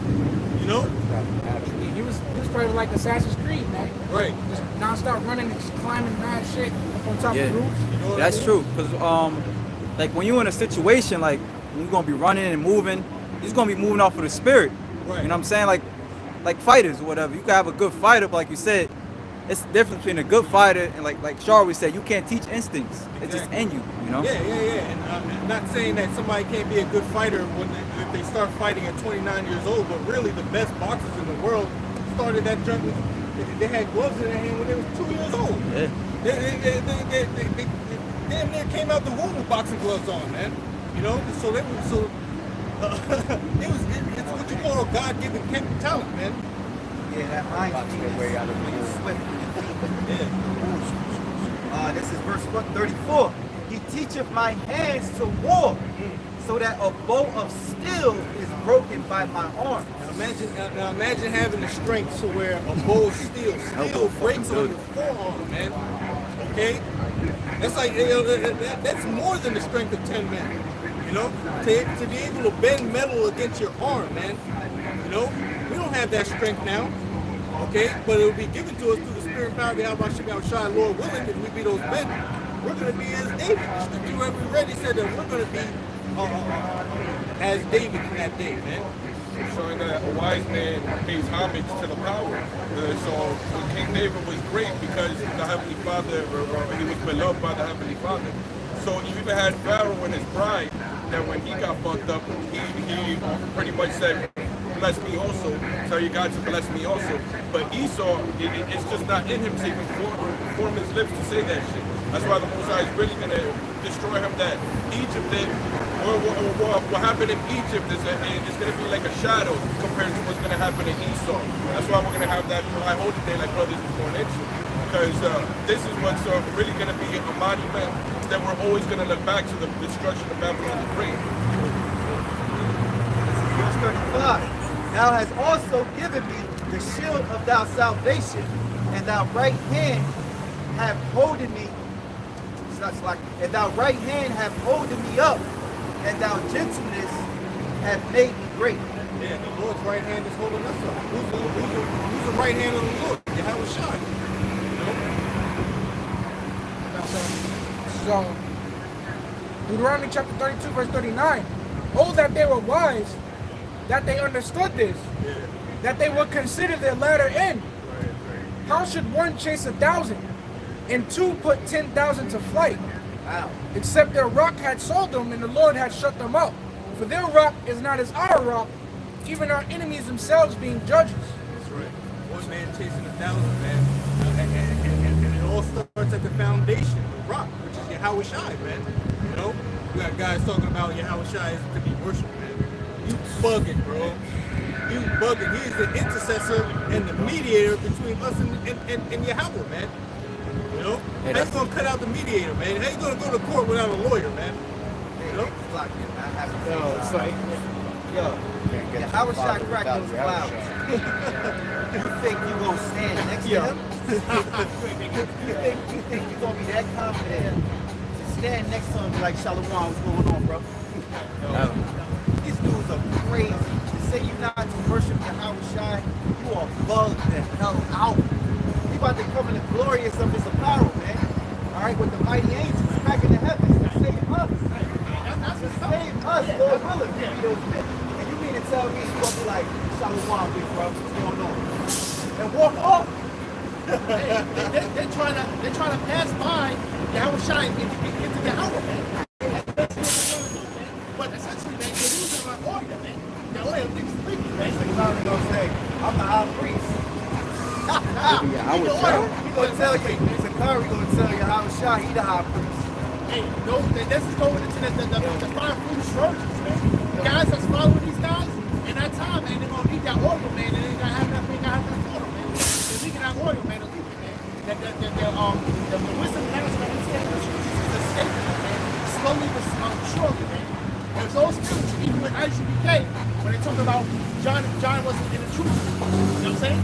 He was a segue to make way for Yahweh Shai when he walked on the earth, man. He was a segue to them, man.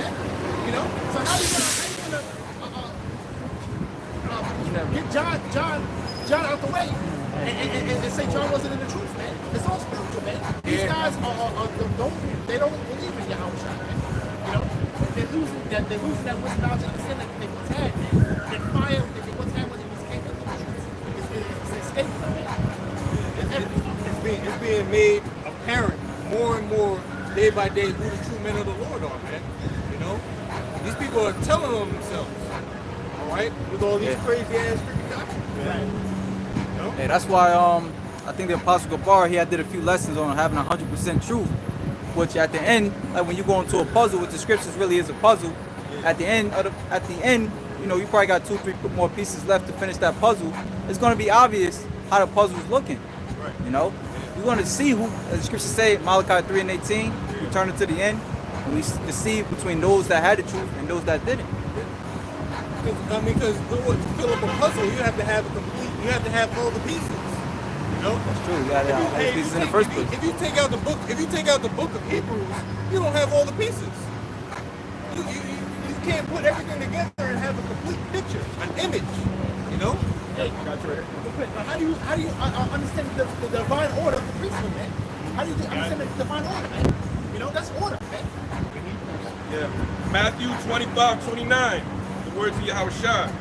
For unto everyone that hath shall be given, and he shall have abundance. But from him that hath not shall be taken away, even that which he hath. And that's these guys living order, man. You know? All right? The Lord is slowly but surely taking away the understanding, man, of these scriptures, man. And this is where the distortion comes in. This is where the false doctrines come in. You know? These guys are leaving bad, man. And at the 11th hour, at that, man. So you guys is done, man. Unless you repent, man. Verse 30. And cast ye the unprofitable servant into outer darkness. There shall be weeping and gnashing of teeth. Those guys saying, Lord, Lord, man. Those are the same guys going to be saying, Lord, Lord, in that day, man. Yeah. They're unprofitable servants because they're not warning the sheep. They're not even telling you about one of the most critical prophecies of our lifetime, of the end times, the MOTB. You know? So what kind of servant are they? What good are you to the Heavenly Father if you're not protecting his sheep, if you're not protecting his flock? You know? They dissing. Right now they dissing Yahushua. It's a lot of kids that's dissing Yahushua. They sneak dissing. And they're trying to ease you away from Yahushua. Yahushua will deal with every last one of you. It's sad. You got General Yohana saying John the Baptist wasn't a man of the Lord. Take the prelude. You got Sakari Camp saying we don't worship Yahushua. You don't have to. The book of Hebrew is not, you know, something to be really excited about. I guess it should be in the scriptures, whatever. But they said the guy, his second command said the word of God is in the Bible, but the Bible is not the word of God. Some crazy shit. You got Nate that's denounced, you know, don't say the name, but now he's trying to inch back as if he's always been for the name. You know, I seen a video clip saying, they always said, you know, they would use the name, but they hate the fact that when brothers come out and say Yahweh Shem Yahushua, you know, it's just a bunch of mess. But the point I want to make is that they're attacking Yahushua at this last hour, man. You know, in these latter days, they're attacking him. You know, as if he's not the prince, you know, or the king, man. Okay, coming back to becoming the reign. Crazy, that's why I say, Yahushua cracked those clouds. You're gonna fall to your knees. You're gonna be in so much. The spirit is gonna be so much, you know, out of you. You know, you're gonna be weak, man. You're gonna need a chariot to just pick you up, man. Imagine seeing a chariot swing low right now. You're gonna lose your mind, man. You'll sit here and it's like you'll lose breath. You can't even understand why you're so weak. You know, it's just the presence of that type of spirit. You know, from a different dimension, being in our dimension, is going to open your ass. There's a reason why most depictions of Yahushua were of his feet, man. You know, they were weak and they bowed down, man. You know, that's how. Hey, that's why the scriptures say every knee shall bow, man. You know, when the Lord comes back, it's gonna be one of those old shit moments. You know that old shit moment, like in a thunderstorm, when you heard the loudest crack of lightning in your life, and that tingle in the middle of your spine. It's gonna be one of those moments when the Lord comes back. And if you, like the brother said, sneak this in the Lord, and you coming over with all these doctrines might just drop dead. Remember the scriptures in Acts, when those two, woman and the Spirit? man were stealing. Yeah, were Acts 5. stealing, and they got called out on it, and they felt that shock so much they just dropped dead and gave up the ghost. Yeah. And when the Lord comes back, you cats just might just drop dead, yo. But the scripture say, kiss the son, listen to the angel. And you perish from the way. Luke chapter 6, verse 47, words of Yahushua. Whosoever cometh to me and heareth my sayings and doeth them, I will show you to whom he is like. I'll read through it. It says, he is like a man which built an house and dig deep and laid the foundation on a rock. And when the flood arose, which the flood represents, these Edomites coming down with great wrath, they knew they got but a short time, right? It says the stream beat, and then you see it brewing up now, man. You know, as they're trying to blame the unjagged, the unpunched, right? So that flood is rising up now as we speak. When they try and demonize us, what was that 2 years ago? Talking about the Jersey City shooters, man. Right? That flood is rising up as we speak, man. Right? So it says the stream beat vehemently upon that house. And that's them talking about, you know, now in this time, talking about you can't get into our stores unless you punched, you know, or you can't work at jobs no more unless you punched. All these different things are gonna try and make us fall and succumb to their will, right? So it says it could not shake it, but you can't shake it, man. Why? It says for it was founded upon a rock. Right? So these are two different men that's in his truth. So verse 49. But he that heareth and doeth not, so these are ones that's faking jacks out here, man, selling wolf tickets, you know, trying to come against Yahushua. So let's see what's going to happen to them when the flood arises. It says, but he that heareth and doeth not is like a man that without a foundation built an house upon the earth, against which the stream did beat vehemently, and immediately it fell. So the job not even forced yet, and these niggas is taking it already. You bum ass IUIC niggas, man. You know? That's just the prelude. You taking it already, man. We're not even forced yet. That's not even the ultimate real deal mark of the beast, man. And you're already in line, like big dummies, man, to take that punch. Not even knowing that the certain chemical compound that's within it, you can't even say. But when it gets hit by a positive charge, it causes a chemical imbalance within your body. You know I'm not a doctor, but guess what? You got doctors that exposing it. That's whistleblowers, man. And we believe them because scripture say that's in that field, walking off the job, man. And they say it causes the chemical imbalance within you that's not known. It's not known yet what he's gonna do unto you, man. You know? And when I give misinformation, if you want advice, go ask your doctor. It says, against which the stream did beat vehemently, and immediately it fell, and the ruin of that house was great. So you niggas is in for a very rude awakening, man. Right? Trying to talk down on your Yahushua. But when this flood arises, your fall is going to be horrific. It's going to be terrible, man. It's better that you haven't known this truth, man. But you're going to be beaten with even more stripes. So that's the difference between those that hear the word and that's actually doing it, sincerity and the truth. They're going to be able to withstand. Between those that hear the truth and that's really faking jacks out here, man. And it's not the sound to be playing with the Most High, because not only are we in the heart of prophecy, but we're in the heart of end-time prophecy. Like literally, this MOCB is at the door, is at the gate. Time of Jacob's trouble right now, when all the goodies are up and when the division between you being able to get into places or be able to even go into a supermarket, the famine of the word. We can't even talk about certain things like the pestilence or sicknesses, which is scriptural, is prophecy. So let's say we're trying to go into the pestilence. We can't even go into it too much because then it's clean, it's deemed as medical misinformation. So we're literally at the gate that this book, the only light of the world is about to be taken away. So you either got it now or you don't. You're really going to lose your shit when in that day you have no answers.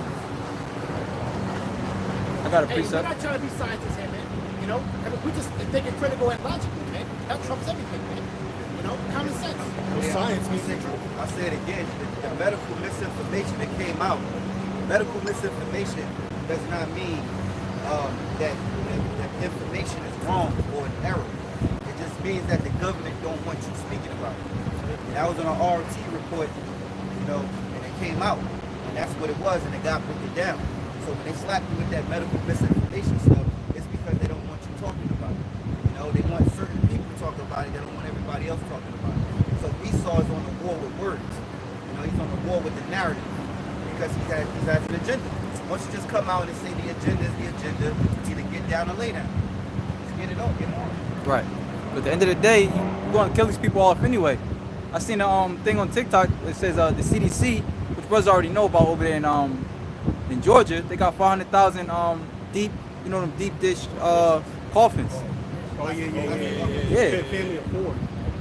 So they preparing for something. That shit, they preparing. They're going to kill people off anyway. Alternative. The guy was saying basically, Forgot what part. you know, they're preparing. Oh, years. The elder Pastor Hart. Brothers watch the video. Pastor Hart banned that video with Jim with Alex Jones. Guy Stones. And Guy Stones. yes, but you had Alex Jones, you had the herbalist. Oh, no, I don't know exactly. Natural herb guy. From, you know, from back years ago. He's always been against, you know, this shit that they got going on. And he basically says what they're doing is they're snaring up a people. That's where they came from. Not me thinking it. Got a lot of videos. It was from that. He was saying that what they're doing is that they want to cause an uprising. That's why they're admitting of the truth of what is going on, even the people that's been right? People that's been they want them to even uprise because they need some sort of uprising to bring in military.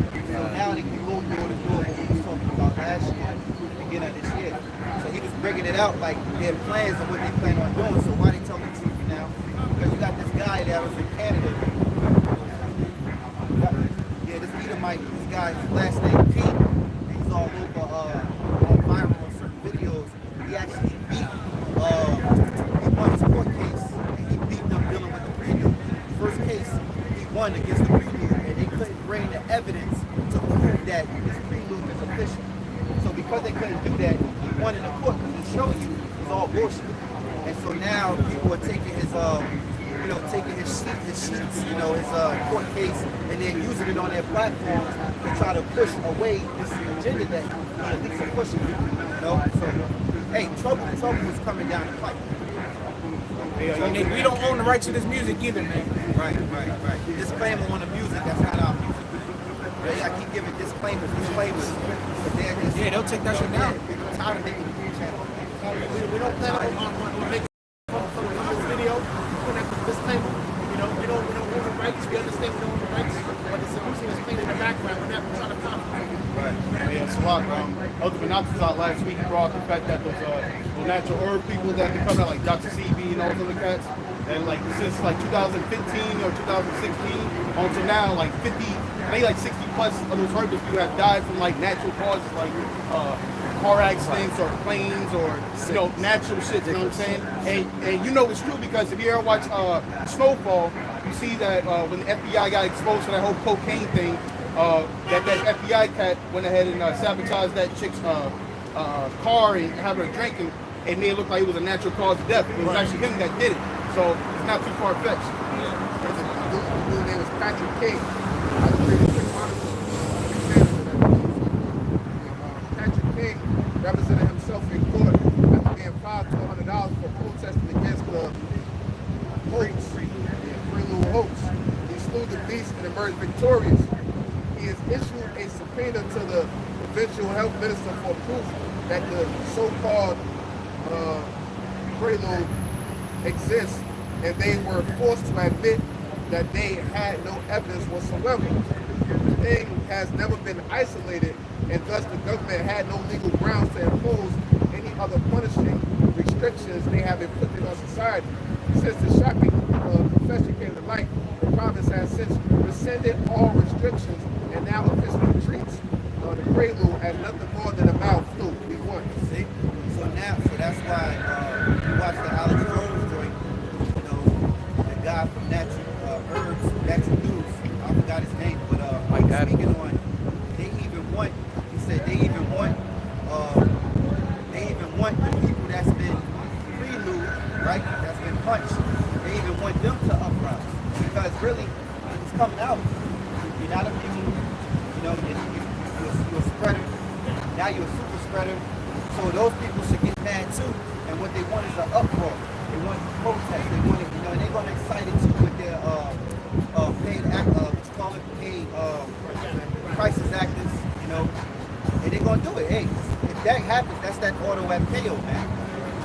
And you know what the people are done. All you here in America are done because all you got your hands in his pocket, man.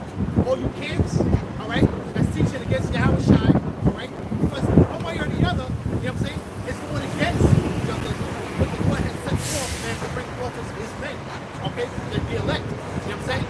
You got all these crisis actors, these people that live here, you actually are living in the place and you're getting paid to come up against for the government to come up against you as a citizen. So where does that leave you, man? Where does that leave you at the end of the day? You're doing for some crumbs at the end of the day. That's how you people are so stupid. You know what I'm saying? You're serving mammon rather than the Most High. And you want people to scrub right along with everybody else, man. Money can't save you from the times to come. That falls right under Judges 10:14. Go to the guys that you have chosen. You make money your guide. Let's see what it does for you in the last days. And I am letting you guys to see the money, how it was just scattered on the floor, because this paper is not going to have no value when money crashes. Well, that's why he was saying too. He said that's why they've been printing the money like that, because eventually it's going to be a economy. Yeah. Right. All these loans are given out. The order loans, they're going to be delinquent. You know what I'm saying? You can't afford these cars. Grab the car, come across the car. That's going to be a crash car. So now we're seeing a prelude of if you don't have that card, you can't go in certain places of business to eat. You know what I'm saying? You can't go in certain places of entertainment, okay, to watch a movie or a show. So we know that's a prelude to the MOTV, man. We see it clearly. We haven't had a paper card since like the 90s, a library card, man. Like everything's been a digital card for the last 20 years now. So what do you think the card is going to be that they're going to need? And then they get mention about its cost, how you duplicate it, the codes, the barcode, and stuff like that. So what makes things more efficient? Let it be in your pocket. Right. That's going to be the excuse for it, man. But like I said, that we always had utilization cards. There's always been a little card, utilization card growing up. It's always been there. So people that didn't want to think they could go in, like they shouldn't get some back shit up, whatever. You know what I'm saying? It was always some raggedy old card that you always had. You know what I'm saying? It was still raggedy, man. So this ain't no different, man.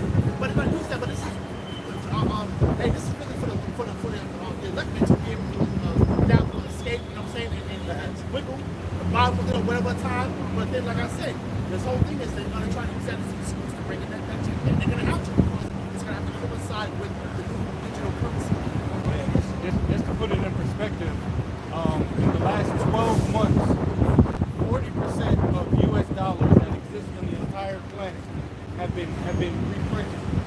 So you have the existing money that's on the planet, 40% of that has been printed within the last 12 months. So you talk about hyperinflation, that's the bubble that's gonna pop. It's coming. That's the bubble that's gonna pop. I got a scripture. Revelation chapter 12, verse 12. Therefore rejoice, ye heavens, and ye that dwell in them. Woe to the inhabitants of the earth and of the sea, for the devil is come down unto you, having great wrath, because he knoweth that he hath but a short time. He's going to make us move now. He's going to have to start pressing it further, because the people are not moving at the expression that he wants to do. Kind of what he wants to do. So he's going to want to have to hurry this along. You know what I'm saying? He's going to have to put that shelter in place, man, for him to go ahead and do it. Yeah, y'all brothers called, say what you told me on the phone about the clock, the doomsday clock. 100 seconds to midnight. I don't see how midnight represents got World War III. And so since last year, this year, it's 100 seconds midnight, a minute and 40 seconds. So, reset, the second after 7:43. With the day of doom being into this time, it just shows how close we are. Knowing that, it shows that the scriptures, are true, because we're that close to the end. And he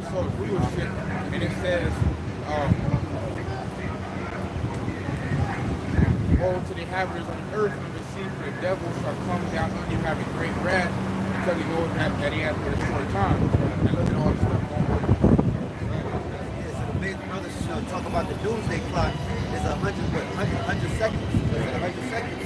So even Esau's calculating his own doomsday, man.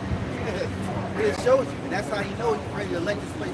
He's been let this place go. The start of 2020, he let this place go, man. You quoted it, I'll read it. 2nd Ezra 7:43, but the day of doom shall be the end of this time and the beginning of the immortality for to come, wherein corruption is past. And Esau is the harbinger of corruption, you know, and the Lord's going to put that to an end, man. Can't wait, man. Yeah, you mentioned how Esau want to blame the unjust. So from CNN, it says a news article says angry at the unpunched, angry at the unpreluded. There's a better way. See, but you see how they're trying to paint that image, man, on how you should be mad at us. So now when the shirt comes back, you know, and people gotta wear the mask or at curfew, they're gonna be pissed off at the unpunched, man. You know, however it may play out. But real quick, it says many preluded people are angry at those who aren't. If you had your punch, you may agree with Governor Kay Ivey of Alabama, who said recently, this old hag bitch, says folks supposed to have common sense, but it's time to start blaming the unpreluded folks, not the regular folks. It's the unpreluded folks that are letting us down. You're protected, man. So I don't understand the logic in that. So we gotta go back to logic, man. You know what I'm saying? How does that happen, man? You know what I'm saying? When you go on C-SPAN, it already tells you the origin of this whole thing, man. So now, how do you administer the origin when you create something? How do you get it out to the people? You gotta get it to them by giving them the punch, man. So it's the other way around, man. So these people that are really that have to have against the have-nots, the haves, they compromise, man. They compromise, man. That's common sense, man. Yeah, the elder Malcolm did a video, and it was hilarious. They had like some lady, she's like a comedian, Edomite girl. Yeah. I guess she was a comedian, and she did a little like meme skit or whatever, and she played like someone getting sunburned. She's like, oh my goodness, I got a sunburn, this, that, and the third. And it's like, oh my goodness, did you put sunscreen on and shit like that? She was like, this is your fault. If you would have put on sunscreen, I wouldn't get a sunburn. It's almost the same thing. That's where your logic is at, man. Right. We deal with common sense, man. We start far gone in this place to where you got all this folly in, to where people can't understand common sense, man. Logic, man. You know what I'm saying? Forget about science, because the first thing you're going to say, no, I'm not a scientist, man. You know what I'm saying? No one you scientists are never, again, but you're right, so you got that, man. You know what I'm saying? You know what I'm saying? The healing of our bodies is from the earth. That's the thing. Okay, real quickly, if I can't have an opinion, you can't have an opinion. So let's not. So don't tell me what I should do. Right. Because if I can't speak on what I believe, you speak on what you believe, then therefore don't force nothing upon me. Then how the hell you gonna get mad at me for not doing what you did? I don't want to do what you do. That's you. You know, you get the fuck out of here. And it's a law of society anyway. Right? They say you do whatever you want to do. Don't they always say that? You do whatever you want to do here in Babylon. My body, my choice. Yeah. What happened with that, man? Bunch of hypocrites, man. Yeah, it was pushing that because of the pose of transformers. Yeah. You know? See that? You know? And also, you know, for the abortion type thing, my body, my choice. But now that doesn't matter. And how about in 5th grade, you know, the DARE program is say no to experimental drugs. Exactly. Now it's being shoved down your throat and you can't say no. They don't even have the DARE program no more. Yeah, y'all remember that shit, like the DARE shit? Black people wear. There's no hope with the dope. Can't live with the other thing with the drugs. That's crack. To run up, that's crack. They had a flag, like, you see these bags laying around, just know drugs all around. And he's how the scripture said that he performs a diligent search. He's taking into account all these things, so he's very methodical, consistent. So he's seeing pretty much the populace, a good portion, a good 50-60% of the people are easily manipulated. Where with very little force, they stuck their limo, whatever the fuck, I can't even speak no more. But, you know, they stuck their neck out with very little pressure. So you know how the old saying goes, you know, give somebody an inch, take a mile. Then a tyrannical government thinks the same way. So if you were able to succumb to it with very little pressure, they're going to see how much more they can get out of you. They can easily now get you to take the MOTB if they just tell you that this is the way that it's going to be able to be tracked. Because they're studying the people. They know how the movie Social Dilemma goes into that. They see how much time you spend staring at certain things on the phone. So they know who they can manipulate through this media, who's easily could be moved. Because think about it. How many, you have a certain amount of room on a card, right? So if you get a second premium, you get a third, a fourth, a fifth, and a sixth. How are you going to keep up with that? It's got to be digital, man. That's what they're going to do. I got a sure. This is going back to these other camps and everything. This is Isaiah 28:14, because they made a covenant with death. Isaiah 28:14, wherefore hear the word of the Lord, ye scornful men, the rule that rule this people which is in Jerusalem, because ye have said, we have made a covenant with death, and with hell are we at agreement. When the overflowing scourge shall pass through, it shall not come unto us. For we have made lies our refuge, and under falsehood we have hid ourselves. Hey, they can go with the scourge. They can go with this whole thing that's going on, man. Because, hey, man, something's going to happen, man. These people that the haves, something's going to go down with it. August 11th. So August 11th, yeah, like 5 days. 4 days. Something's going to be activated. Something's going to be activated. You know what I'm saying? Yeah.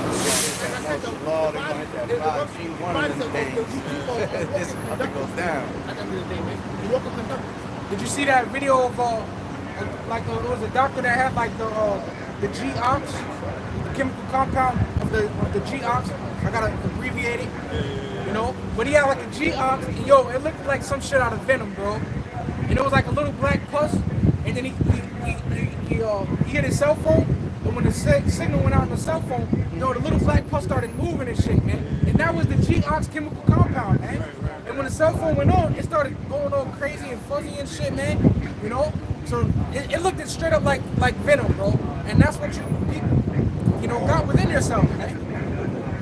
And it's coming out. Yeah, that's carnage. Yeah, and it's coming out. Oh, wow.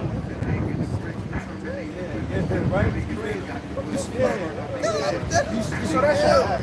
I saw the fucking man. You saw that shit, right? It came out already? He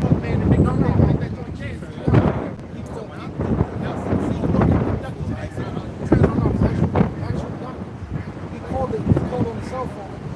And the G-ox chemical, it started moving and shit. Yo, I got the definition of carnage. Definition of carnage: the killing of a large number of people. Hey, and that's what one of the guys said. He said we're about to see a carnage. He used that word. He used that word. As I say, Isaiah 66, the slain of the Lord shall be slain. You heard that? It said carnage. The killing, this is the definition of carnage. The killing of a large number of people. So that's crazy. Yeah, man, that's crazy. Hey, but like the brother was saying, made me think the main thing is tracking and then it's control. It's the tracking and control. So what he is after is full power and control, you know, over our existence, man. So, you know, with that, you know, in the camp, we give all praises to Yahweh. Hashem Yahushai, Hashem Kakadash. Double honors to our apostles and elders, a great millstone. Well, salutation to the Lord's elect. Shalom. Shalom.